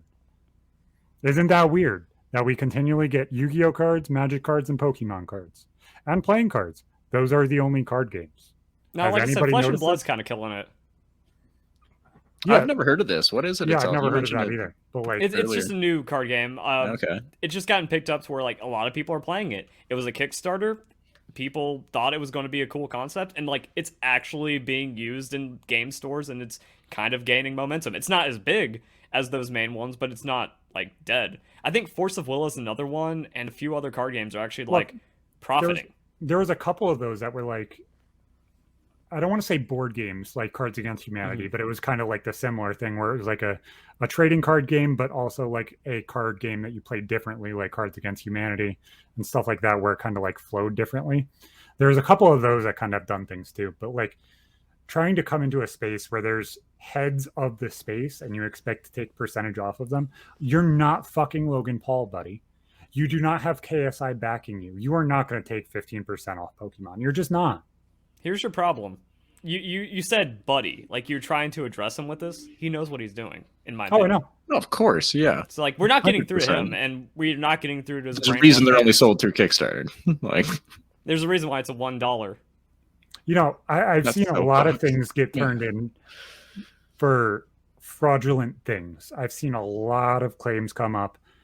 This is one of the worst things that I've seen in a very, very. It is one of those weird things where, like, I've backed Kickstarters. I've seen a lot of Kickstarters. I've seen like various board games and collectible card games. I've seen projects. I've never seen half the things he's done. The $1, the long list, the next page, 20 million list of all the extra products. Like this isn't normal. No, this is not what Kickstarter campaigns look like. It's no correspondence from an actual team on like a weekly or even monthly fucking basis like they usually end up being. That's so fucked, man. Like, I've backed multiple companies on Kickstarter before, and I look at it as, if I get something, cool. If I don't, fuck it. I'm backing a company that I can see all is making something I believe in. Exactly. Best thing I ever backed, a company called Rolling Square. They made these Bluetooth earbuds called the Hyphen 2. Look at you, you got a product. I've had these for like, oh bro, we're not sponsored or shit. I'd love to be sponsored by these guys. I've reached out to them. They don't have much of like an ambassador fucking sponsorship program at all. But I think the best one I backed was the best Bluetooth earbuds I've ever used. They were like some of the first ones to use Bluetooth aptics, like 5.0 codec. So they're like fucking amazing, good noise isolation and everything. You can use them individually and shit. I got two for like 120 USD, and they retail for like over 200 a pair still, like 3 years later. So I won. A rare Kickstarter dub. Yep. Yeah, I backed the Fidget Cube and I got one. So like that cool. Fidget Cube's hype. I was like, that worked. But then I backed like 3 other gimmicky things that just gone. There was a couple others that I actually had that were good. There's a company called Snappa. They were already pretty big in the name of like phone gimbals, camera gimbals and shit, but they released a smartphone gimbal. This was like mid 2017 when I backed them, and that thing is actually pretty sick. I still use it from time to time. And that was cheap too. I got it for way under fucking retail just because I actually backed them and they actually made it and it was a real product. You know it's not a scam on Kickstarter? HelloFresh, using the code down below. Make sure to use that shit. I love the little fucking graphic that they sent me that I guess goes up every time somebody actually. Yeah, I pulled up your stream. I was like, oh, all this shit's looking cute over here. Yeah, I'm trying. Trying to work in all the comic stuff and all of the art and everything else, because I think that's probably the better way to go instead of. I've been loved, man. You've been killing it on the overlays. They're fucking sick. I love them. Yeah. I think it. I love that this one's all. Now that you've got it at the spot where you can just swap at the background image right easily too. It's good. Yeah. Well, look. I like it. Here's the one that we've been using, and then that's what it was. It's an upgrade, man. Comic art. Yeah. Hell yeah. Such a big difference. It's getting better. I'll make a new one at some point. It'll get there. You just have some random ADD fucking middle of the night, 3 a.m. I need to do this right now. I'll wake up someday and he'll be like, I changed everything. Like, hell yeah. Weaponize that tism if you got it. Fuck yeah. Exactly, dude. It is so fun to just allow myself to go. There is a 6-hour-long recap of PK's 2022 that comes out on Thursday. That is all edited and audio corrected. And I did all of that in 2.5 days. Yeah. You just pretty much sat there and fucking slugged it out. That was wild. You listened to so much of that shit, man. I wouldn't fucking wish that on anyone. That was adorable. You think that I didn't look through all the timestamps and remember everything. But I don't have the normal tism. I have an eidetic memory. If it triggers the memory of what happened then, and I remember what it was, I can kind of just go off of what the fucking timestamps say and just know what the fuck the joke's gonna be. You do have means it's a good memorable clip. That means it's like shiny holographicism for sure. 101. It's weird because everybody used to get so mad at me. Zach, how do you remember that? That's not even how I remember it. It's like literally what color car we were in, what clothes I was wearing, what day it was, when this happened, what we watched on TV. Literally, I could tell you that shit from when I was 2-3 years old. And my mom would be like, fuck, I never even told you that. Yep. You didn't have to. I remembered all of it just by paying attention and kind of just being hyper aware of everything.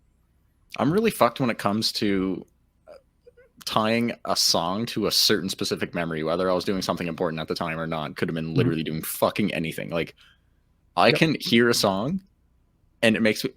Perfect example, This Love by Maroon 5. One of the first times I would have ever heard that song, I was like fucking 6, maybe 7 years old, on LimeWire looking for other music. And every time I hear that song, I see fucking LimeWire in my head, as retarded as that is. That's cursed. One of my favorite song memories is me and my cousin, who was like my sister, who ended up becoming a feminist later on. She was cool as fuck at this point. We were driving around in her fucking, was it a Dart? She had a Dodge white hatch that was a 2-door. That was a 4-seater, but we ended up trying to fit 11 people in it at one time. And the muffler was in the back seat instead of where the muffler goes. Yes, I am white trash. It is what it is. So the main song that I can remember specifically from us driving around and fucking dancing and singing to random fucking music is Numa Numa, that stupid fucking song from Ozone, the fat guy thing. Yeah, fucking remember driving down specific roads, listening to that song, specific times, everything. Like it's my memory just works super, super different and just clicks on so many different levels. It's so weird. My memory sucks. Yeah, mine does for the most part. I don't even have that thing you got where it's like, oh, but there's a trigger of a song and I know the thing I was. Yeah, it's mainly with music with me. I swear to fuck, I can think of specific play sessions of games I had 15 years ago just when I hear a song, man. Like, it's just fucking ridiculous. No, I don't. I can't remember much. Like, a thing happens, like, I guess that was like kind of how it was back then. Things now, it's very hard for me to bank those because the days blend together. Everything kind of seems very similar. And when even crazy things happen, I'm like, I don't fucking remember that day. But from like 25 to like 3, I remember 90% of it directly exactly how it happened. And it's the weirdest fucking thing in the world. Like when I was going through the story list that I updated and everything else, I was going from topic to topic to topic to topic, like literally down the list. Oh, wait, is this one a little bit before that one? And like, it's all in timeline order too. Yeah, because if you look at that list, that's like a good 10, probably 15 years of your life. Just I have to really think about it. Be like, what was I doing? 22 years. Like I have to really be like, okay, yeah.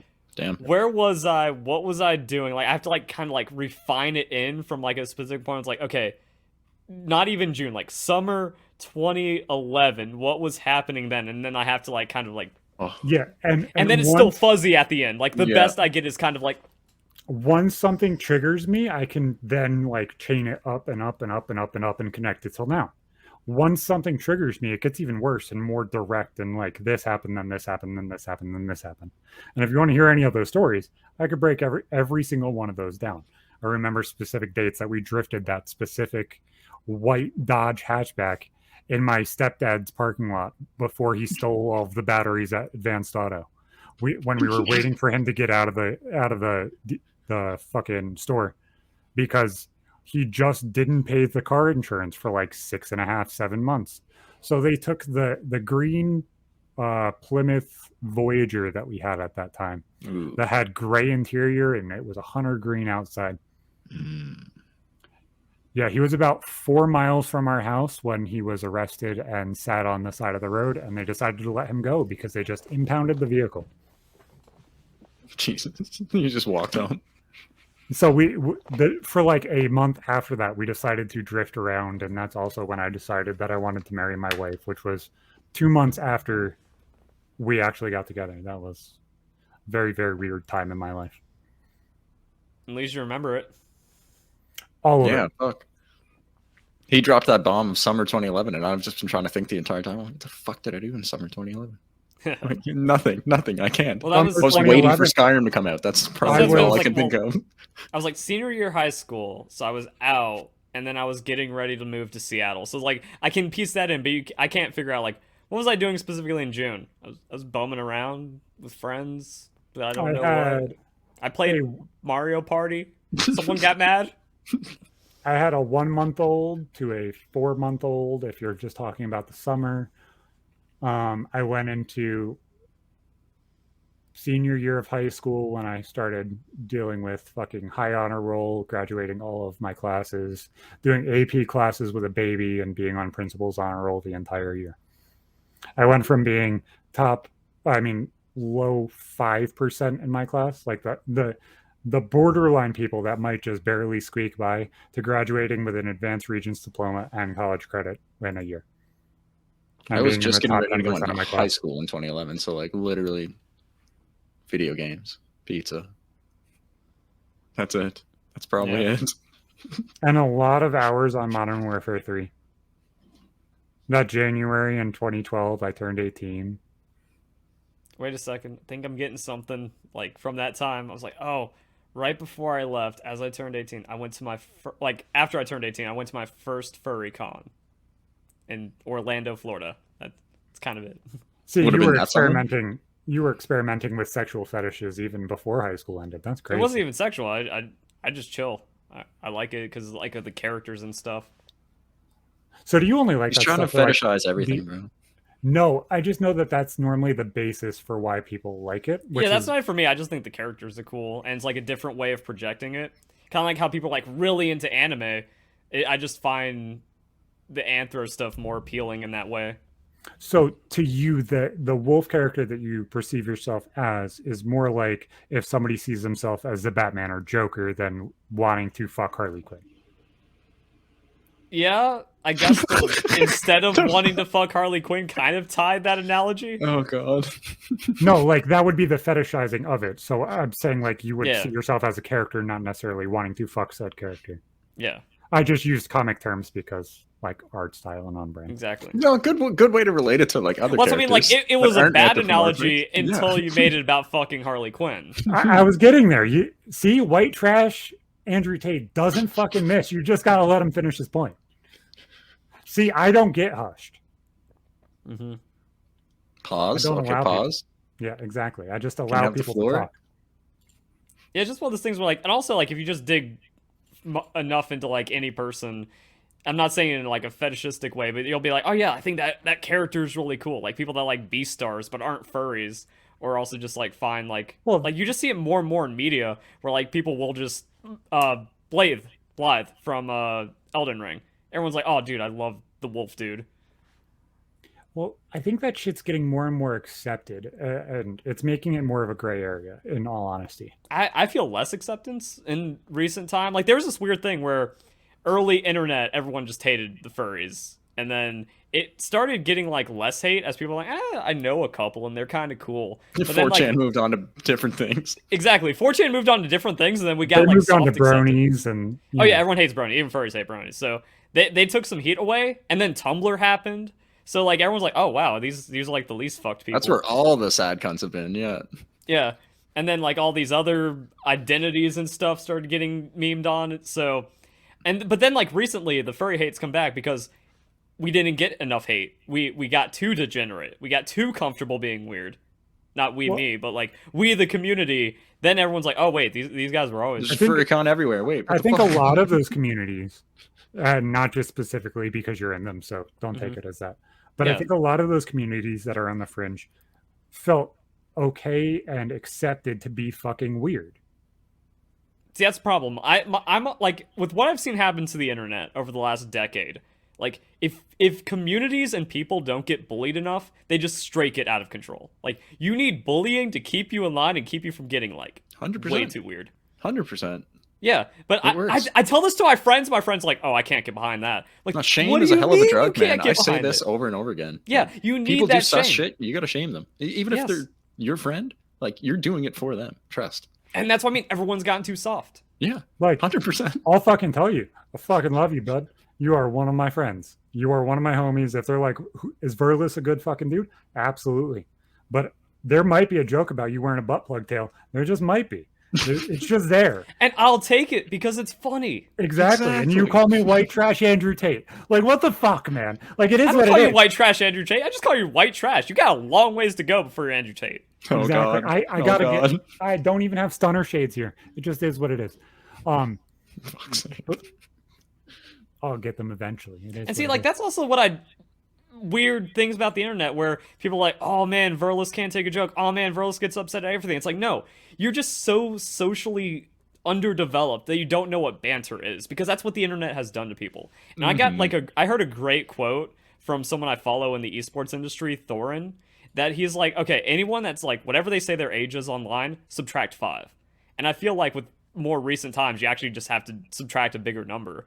So like, that's just how underdeveloped everyone is, where it's like, yeah, you think you're 21 and that makes you something. No, you're still just a child. You got like that 15-year-old mentality, and you think edgy shit is cool, and you're not even like participating in anything productive.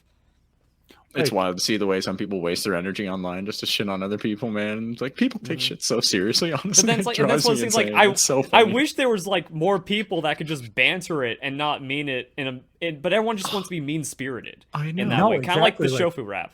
Like the Shofu rap, I first off, I wonder what it even means, where it's like, my wrist is so stupid, they call it Verlisify, but if you're showing off your good watch, then isn't that stupid cool? So I'm actually stupid cool, but no, everyone just wants to hate on me about it.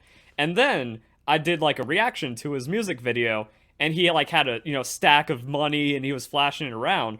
But if you pause it on the right frame, you can see there's like a 20 or 100 on top, and then a 5 underneath. So he did that ghetto thing where he buffed it up with the smaller bills on the inside. And I called that out. You're just debunking it. Yep. Yeah, and no one gave me props for it. I'm like, that should end Shofu right there in a fair society.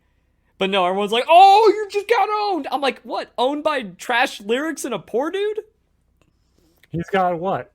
$47, because after that 5's a bunch of singles. Yeah. The motherfucker went to the strip club last night and blew. And then I went down to the bank and I just pulled out hundreds. I'm like, alcohol. Here's how you're supposed to do it. See, you gotta move to Canada. So if it's a $1, it's not a bill, it's a coin. So there's no faking it. It's gonna all be at least 5s, and we got colors, so you can just. How would I go to Canada and lose half my money? True enough. True enough.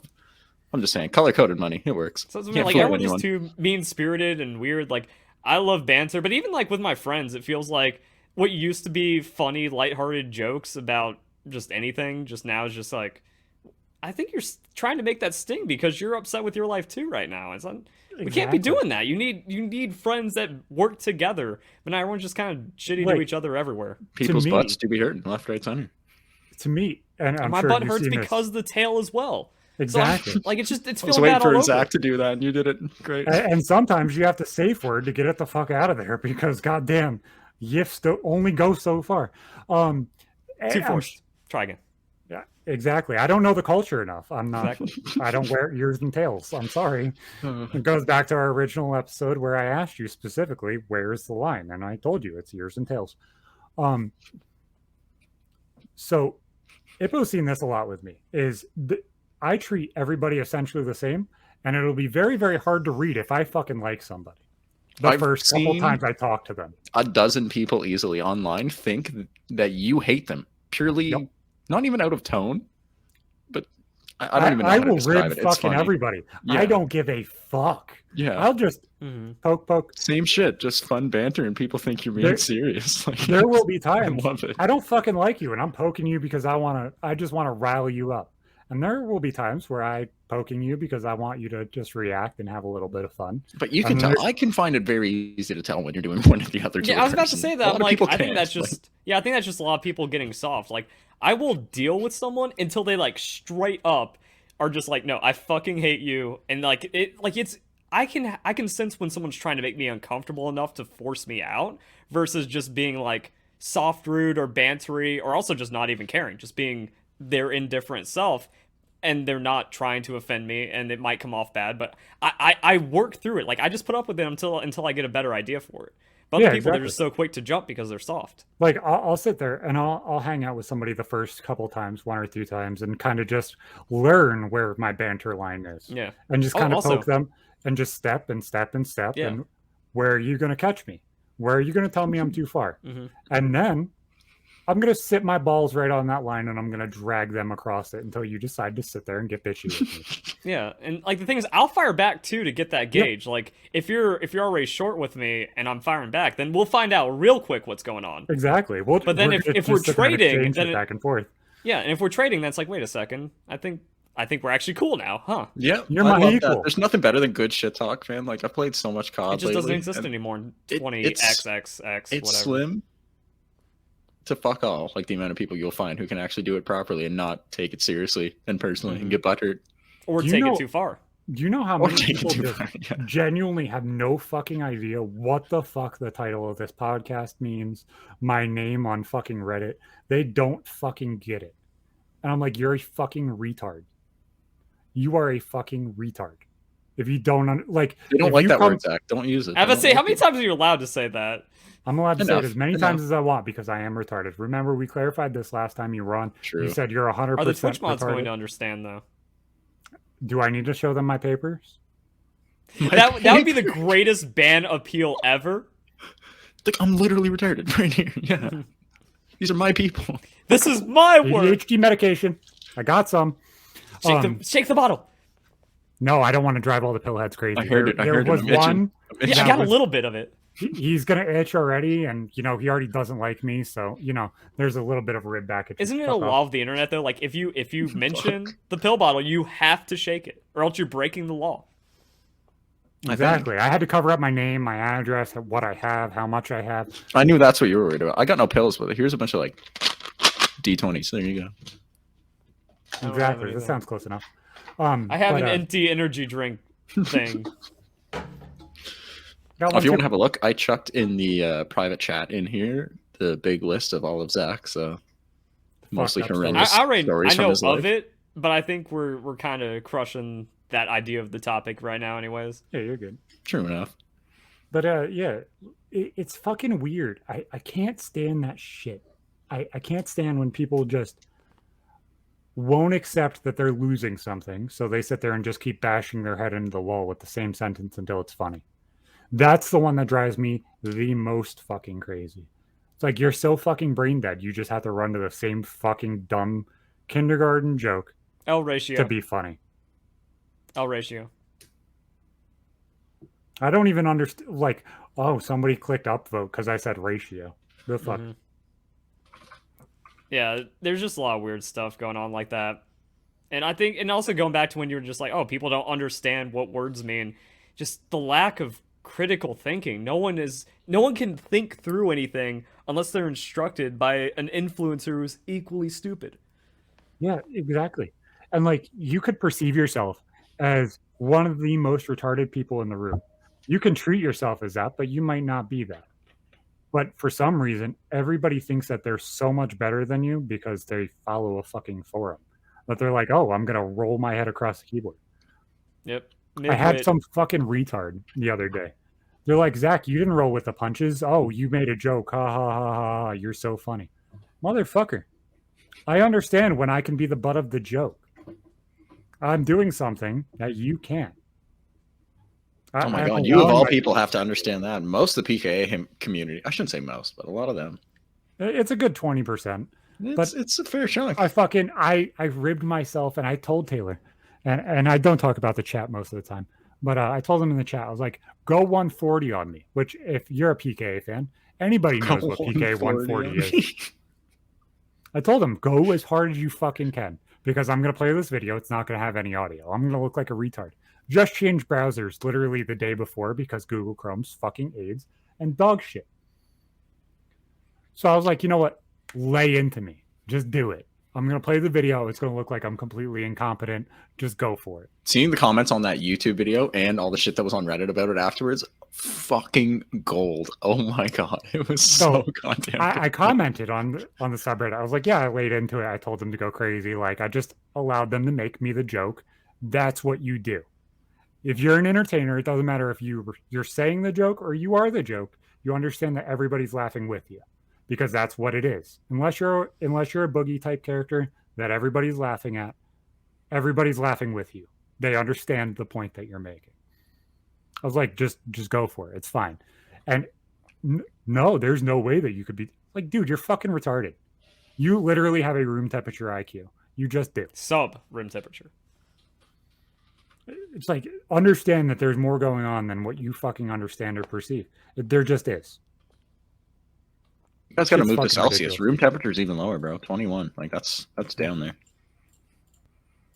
Yeah, like my friends can't really get behind it because I really go in hard on like the room temperature IQ stuff. Yep. And then whenever I bring up Jordan Peterson, they get all like butthurt. Like, I had a friend hit me with the, oh, if I have to tell you why he's bad, then you'll never get it anyways. And I'm just sitting there, I'm like, what are you talking? Like, please give me a reason. And we're seeing that more and more these days. Like, oh, why do you hate Andrew Tate? They can't say anything. It's like, he's a misogynist. And it's like, because I've seen loads of other people online who hate him. I've never seen any of his content myself, you know. But like, so he's a misogynist because he says, hey, you know, if you're gonna have a kid with a female, maybe you should make them your wife and make sure all of your family is fucking taken care of. That is what you should do, you piece of shit. Stop being a deadbeat dad. Yeah, people call him misogynist for making sure everyone has their shit together. Honestly, you ask most females in the street, hey, if you walk past another fucking dude and he slaps your ass, do you want your boyfriend to beat the shit out of him or say something? If you say no, you're probably looking at really, really, really, That's really weird. Beta guys. Yeah. Mm-hmm.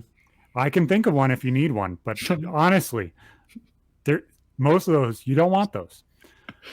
Then those are normally the ones that hit you instead of hitting other guys, just so you know. From behind. I don't know. Then you have the major fucking argument about like religion and all that shit and how that overlays with his other views. And it infuriates me on how this shit is being perceived and sculpted by these people that want to make you hate anybody that's not what their specific ideology is. Mm-hmm. It's so fucking frustrating. It's wild with just personas with people fucking online today. The three I think of, Jordan Peterson that you hit on, fucking Andrew Tate, and Elon Musk. Just the absolute polarizing nature of their beings at the fucking base level online is like so fucked. It's like, this is real life. And it's like, these people have actual pull on the internet too. Like, it's fucked. Jordan Peterson maybe less so, but still. Yeah, it's also like gotten so bad that the words and terms we use to describe it, like, you have to overplay them. You have to ruin them because it's nonstop. Like NPC. These people are NPCs because all they know is like just talking points from other people, and they can't explain anything themselves.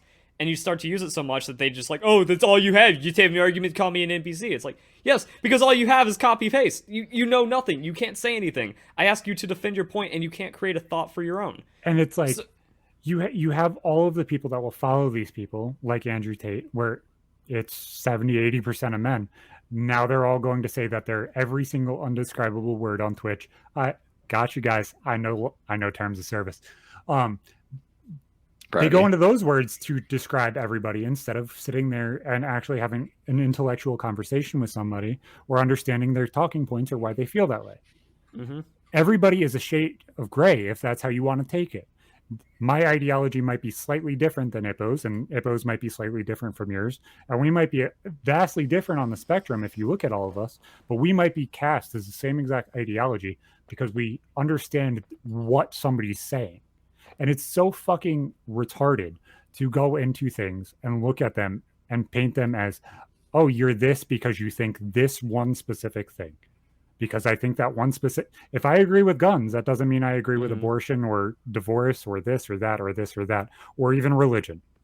Just because I believe in guns doesn't mean any of those other things that are supposedly people hear one opinion on one topic, they put you in one of two teams. Shit's so annoying. It's been like that since like 2012 when we were identifying this, like, this rise of SJW stuff is starting to get a little weird and like stupid with all this even happening over a decade ago, and now it's just even more divisive, even more you're put into a box, and you're all of these things that have developed since then. Especially with the way social media is today and the way these companies have control over the information they put out there, like they become fucking echo chambers for this bullshit, and that's why the Elon play, it's like, oh man, this could get good in a couple one of the years. best things to happen in social media, depending on what he does with it. Not social media, society.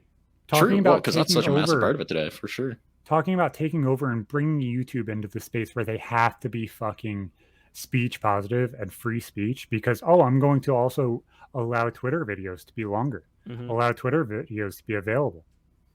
It'll be real interesting. If he releases the right monetization method, he could destroy the entire market. Or if he buys things like Rumble. If he buys Rumble and has that built-in fucking audience, builds Rumble into fucking Twitch. Can you imagine? That'd be the combo. Not Twitch, Twitter. Watch it fucking explode. Yeah. Because then he would have a Patreon competitor in locals. He would have Rumble as a YouTube competitor. And then he would have And Twitter. Live streaming, of course, on there too, which would end up being huge. Yeah. Yeah. It would take Twitch over. is about to fold anyways. Matter of time until that happens. A lot of rough shit going on there. But what I also want to say is, like, it's crazy to see what can happen to society when all the censorship is removed, because they were desperately, big tech, social media, all that, desperately holding it down, desperately forcing that narrative. The Twitter files are showing all that stuff, and like now that's starting to. And it was such a multifaceted thing, because it's like FBI had a major hand in this, and fucking it's. The crazy thing is, so and this is where I get white trash Andrew Tate, is it's like, if it has morality, it's wrong. And that's exactly what the fuck they thought. Oh, I'm going to go slightly right wing and I'm going to be very, very loud about my opinions. Take care of your kids. Scary. I'm a man who does the things that I have to do. I go work and I just want to make sure my dinner is fucking cooked. And I don't want to have to go to McDonald's every day. And I want to actually take care of myself and not be a fat piece of shit. You're an asshole. You're an extremist. Go fuck yourself. How dare you try to be a man, and you're white. The fuck. And I'm straight. Oh my fucking God. Oh God. Stereotypical white male. It makes me want to bash my fucking head into the keyboard, because it's literally anybody who's an extremist now and lines up with those ideologies has morality in what the hell they say. They at least believe in what they say, yeah. Or it has morality. Or like there's conviction. Yeah, like they don't have to believe in it exactly. There's that level of thought behind it of you're trying to take care of this specific thing for this reason, and there's reasoning behind it. But it's like, oh, I can murder people because I feel like it, because they're not. Okay, yeah, punch a Nazi, I get it, but like that doesn't mean that you're being a moral person. It just doesn't. Being a bad person to a bad person doesn't make you a good person. It just doesn't. But we're the anti-bad guy group, so that means we can do whatever to the bad guys. But you're also labeling everybody as bad guys, therefore everybody who's not you is bad guys. Because we're the anti-bad guy group. Don't you understand? I mean, Nazi. Oh, literally, get it. You just sound like the U.S. government trying to fucking justify the Patriot Act right now. That's all it fucking is, man. Or justify paying fucking Romania to arrest Andrew Tate. Do you guys know this full entire story of what the fuck happened? No, it's too messy right now. Like, again, you can't trust any media outlet. Exactly. I'm staying away. You can't trust anything you hear. That's why I want to break down the basis of it, and I want to get your guys' opinion on what you guys think is going on, because obviously you guys are kind of pulled out from it quite a bit. So about 8 months ago, they had a party with a few American females. I guess they were familial related in some form or fashion. Tristan flew them over, which is a big part of this, because notice whose name's on all the headlines. Tristan flew this couple of girls over and was talking with them, sleeping with one of them. And the boyfriend saw the female that he was dating at this party. This female went to go get pizza at the end of the gate, everything else. He messages his girlfriend. She says, "Hey, I'm being held here against my will. I don't want to be here anymore. We have a big fucking problem. I'm being held here against my will." Whole lot of words I can't say. They both get arrested for things I cannot say. human trafficking, the entire works. They were never fully arrested. They were never fully booked. They were released in 30 minutes due to CCTV footage that was seen that day. Hey, she was outside. She wanted to go somewhere. All she had to say is drive me somewhere. She didn't do that. She wanted to be here. She was just doing the whole, oh, I'm a scared female thing because her boyfriend found out. Much like you, Ganondorf. Read the room, you fucking retard. I was saying, like, wow, this sounds really familiar. Isn't it fucking weird? Isn't it fucking weird? Just saying. So, just saying.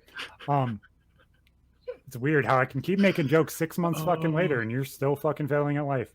Now you're in an open relationship. You look like the biggest bitch in the fucking world. You're not white trash Andrew Tate. You're white trash Tristan Tate. God damn it. Hey, it is what it is. That means you're Andrew, buddy. You better start shaving your head. So it goes to the other day on Twitter. That's too good. Greta Thunberg decided to say, how dare you again, and say, hey, what kind of cars do you have that are saving the environment, blah, blah, blah, blah, blah. So Andrew Tate puts his balls on the table and lists all of his cars, all of the color, and how many miles per gallon they get. And she said, well, you can send that list to smalldick.blah, blah, blah. Oh, that pissed me off. Like, people taking that as a W, like the weakest fire back I've ever seen. Literally the comments of me at 10 years old online. That is the level of my comebacks when I'm fucking with you guys off the top of my head and I've been awake for 24 hours. That is the most basic bullshit. That is 7th grade Zach comebacks at this point. And then he releases a fireback video of, don't compost these cardboard boxes of pizza because obviously you throw them out because we don't recycle those. Motherfuckers, you are retarded. He's being cynical. You can't recycle pizza boxes. They have grease on them, you fucking retards. He's ribbing the person who should know what the fuck he's making the joke about. So then every news outlet decided to run with Andrew Tate gets arrested because of pizza box video against Greta Thunberg. Yeah, I know that was the hoax. I just didn't know like the lead up because it's like he was still doing podcasts and stuff, still tweeting. My friend found out about this and he was just like, wait, I thought he was arrested. How was he tweeting? This is where it gets funny. So he did one of the largest podcasts for this channel that has ever ever happened. It is on the Just Pearly Things YouTube channel. Really, really good conversation, actually. He had a conversation. We're actually watching them after this or tomorrow morning, whatever one we decide to make content out of it, though. But talking with feminists and kind of actually congealing ideas and getting them to understand point of view. And it's really, really kind of fucking interesting. Oh, 3 days before he was arrested, he flew in on his private jet into fucking Romania because they had no idea he was there. The pizza box gave it away. Do you not know, retards, how fucking flight travel works? The idea that that's the only way the Romanian authorities knew they were there is, I don't know why anyone would believe that. I knew that was fucking bullshit right away. He flew his cars with him, which means it's not one private plane, it's 2. That is cargo delivery and plane delivery of him. So if you really think that it was just a pizza box that gave away his location, you're a fucking idiot. Okay, then it goes into after he was arrested. Now they're trying to say that he's Illuminati. I don't know if you guys have heard the sentence that he said as he was being walked past the last person that heard his words. He said, "The Matrix has got me. If you guys listened to me on this podcast, then you understood what was going to happen." And I called it. First, they try and cancel you. They bring you off of every social media platform. They stop allowing you to speak. Then, if you keep succeeding, they try and put you in jail for unspeakable things because they try and destroy your character. Then, if that doesn't work, they kill you. Yeah, I saw that. Now, this is where it gets fishy, and this is where we're going to go into conspiracy theory land, and everybody's going to call Zach a fucking weirdo. What was Julian Assange arrested for. Obviously, you cannot say it, but you know what nature it is. If you want to Google it, Google it. Same shit. Isn't it the same fucking thing? Similar enough to this situation. I mean, this and then there's also a little different.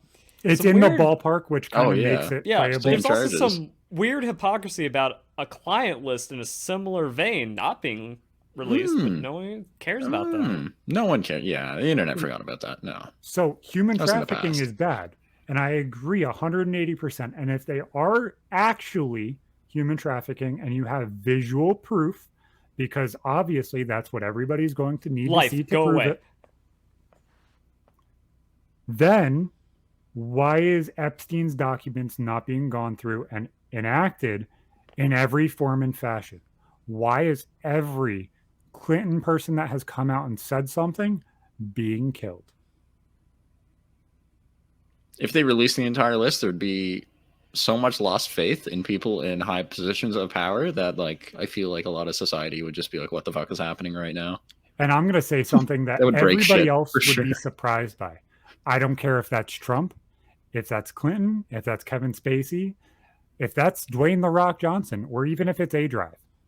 I don't care. Put them in jail, castrate them, and make them stand there and wait until they die. I do not care who it is. If it's any of them, even any of them, put them in line.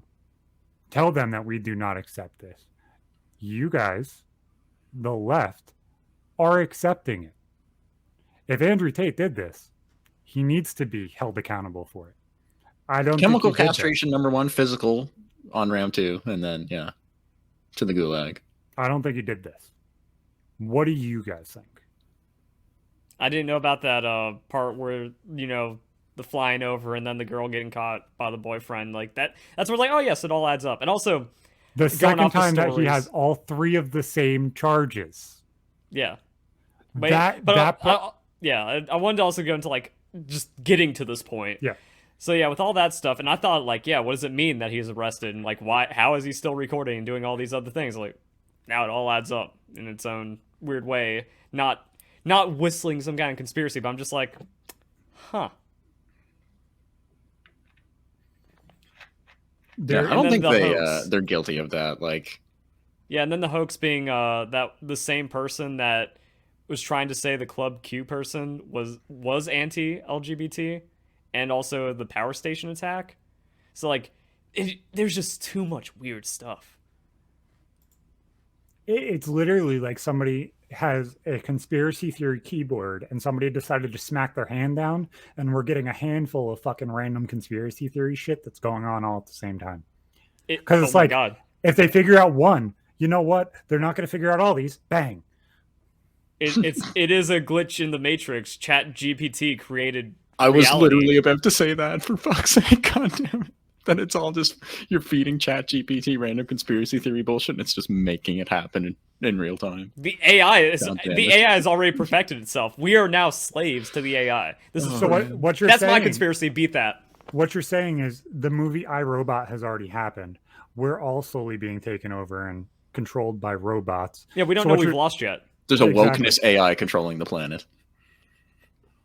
The woke millions, because we all know they're actually lizard people, not robots. Mm-hmm.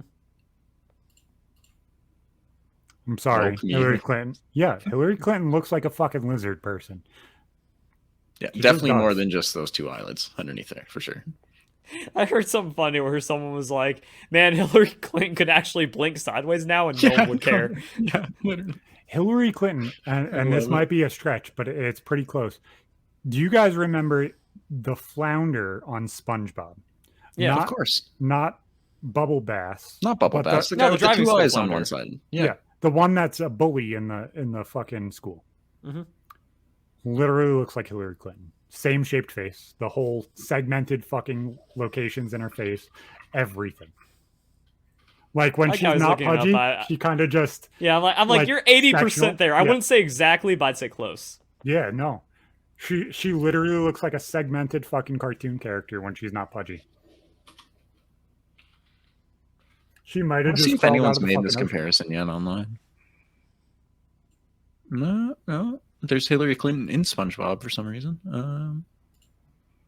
No, that's a unique thought there, Zach. You gotta get that one out quick. Well, we need to Pokemon Go to 4chan right now and put it down so that way everybody can run with it. Flats. That's what this guy's name is. Flats, the flounder. Yep, Flats. That show, he was an asshole. I forgot about it, man. Fuck. Is that show the last fucking show that kind of does what we all had as fucking kids? With like edgy fucking humor to the point where it's not fucking okay almost. SpongeBob? Yeah. Dude, they did some dark stuff. Like, they've lost the plot, cleated a dude in the eyes. Oh, there's that one. They've lost the plot. Do you know the one where they're getting ready to do something and Squidward tells SpongeBob to bury himself? And it looks like he has his nose sticking out of the ground. Mr. Krabs walks over and grabs it, pulls him out. Yeah. And it's his fucking dick. His nose is sitting in the middle of his face, and his dick is in his fucking claw. No, that's what I'm saying. Was a shop. No, that's the show. There's a lot of weird innuendo in kids shows, especially like mid-early 2000s, man. They don't get away with much of that shit anymore. But is that the last show that kind of does that level that we had as kids? I don't think last show. I feel like there were some things that hit. Yeah, there's a lot of good like original animated shit around that time still though. Yeah, for that time, like yeah, they're the last legit children's cartoon that did it though. Yeah, I was just about to say like Family Guy, American Dad, South Park type shit are not meant for kids. That's the difference. What's weird, but even then, like SpongeBob's fucked now. Like if you've watched any of the more recent stuff, like their humor's weird. The animation style is just that little bit tweaked. I don't like it. It got lost in the modern Zoomer trash. I'm sad. I watched Band Geeks the other day with the kids, and that's always a classic. Slaps. Timeless. One of the best fucking cartoon episodes of all time. I will fucking stamp it and say They killed 2 people in that. And it was a joke. That's the punchline. Is mayonnaise an instrument? One of the best lines in the entire show, literally. Whoever has the green sedan, you left your lights on. That's the joke. Love it. Fucking love SpongeBob, man. Shit's so OG SpongeBob good. Still slaps so hard.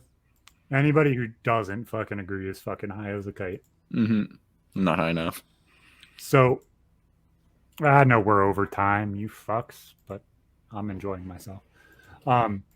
If you guys had to say your top 3 video games, what the fuck would they be?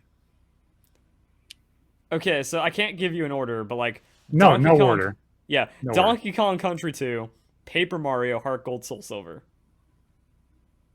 So we were having this conversation right before the fucking show, which is why I was like, this topic is our friend Ashvale brought up, I really wish they just made a beautiful version of Ocarina of Time.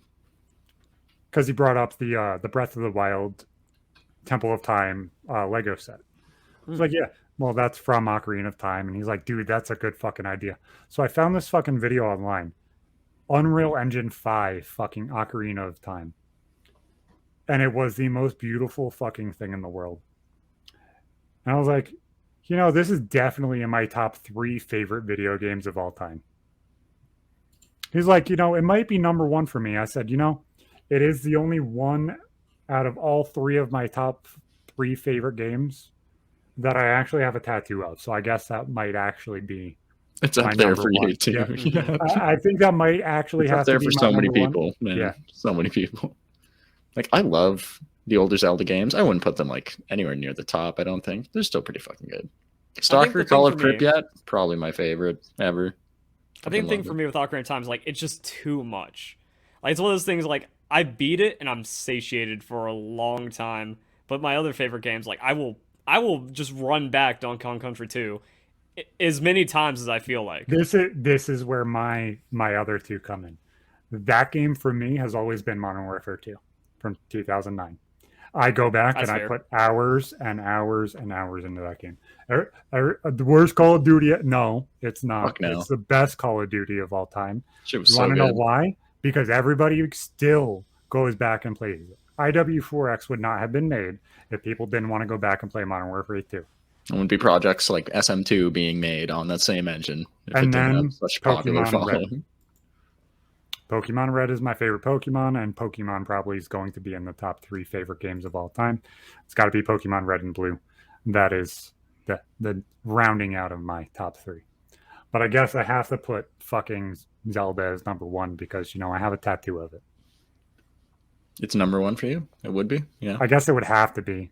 Otherwise, it would be kind of cliche and kind of fucking weird to have a Zelda tattoo, but say Modern Warfare 2 is number 1. Someone goes, nice tattoo, and you go, yeah, it's my second favorite game. Yeah. That's a better joke. I say you roll with that. You say your first favorite one is tattooed on your heart. They just can't see it. No. They just say, then what's your first favorite one? You just ignore them. I don't play video games. Yeah. I don't know what you're talking about. Fuck. Yeah, it's my second favorite game. Then you walk away. I think top 3 in order for me would have to be Stalker. Probably the third game, because that's what most of the big mod packs are based off of.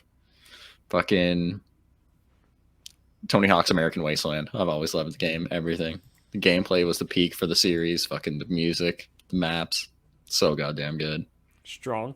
Number 3, I want to say Star Wars Battlefront 2, like the OG one, 2005. It's up there. It's got to be up there for me too. I fucking love that game. And so many game modes, maps.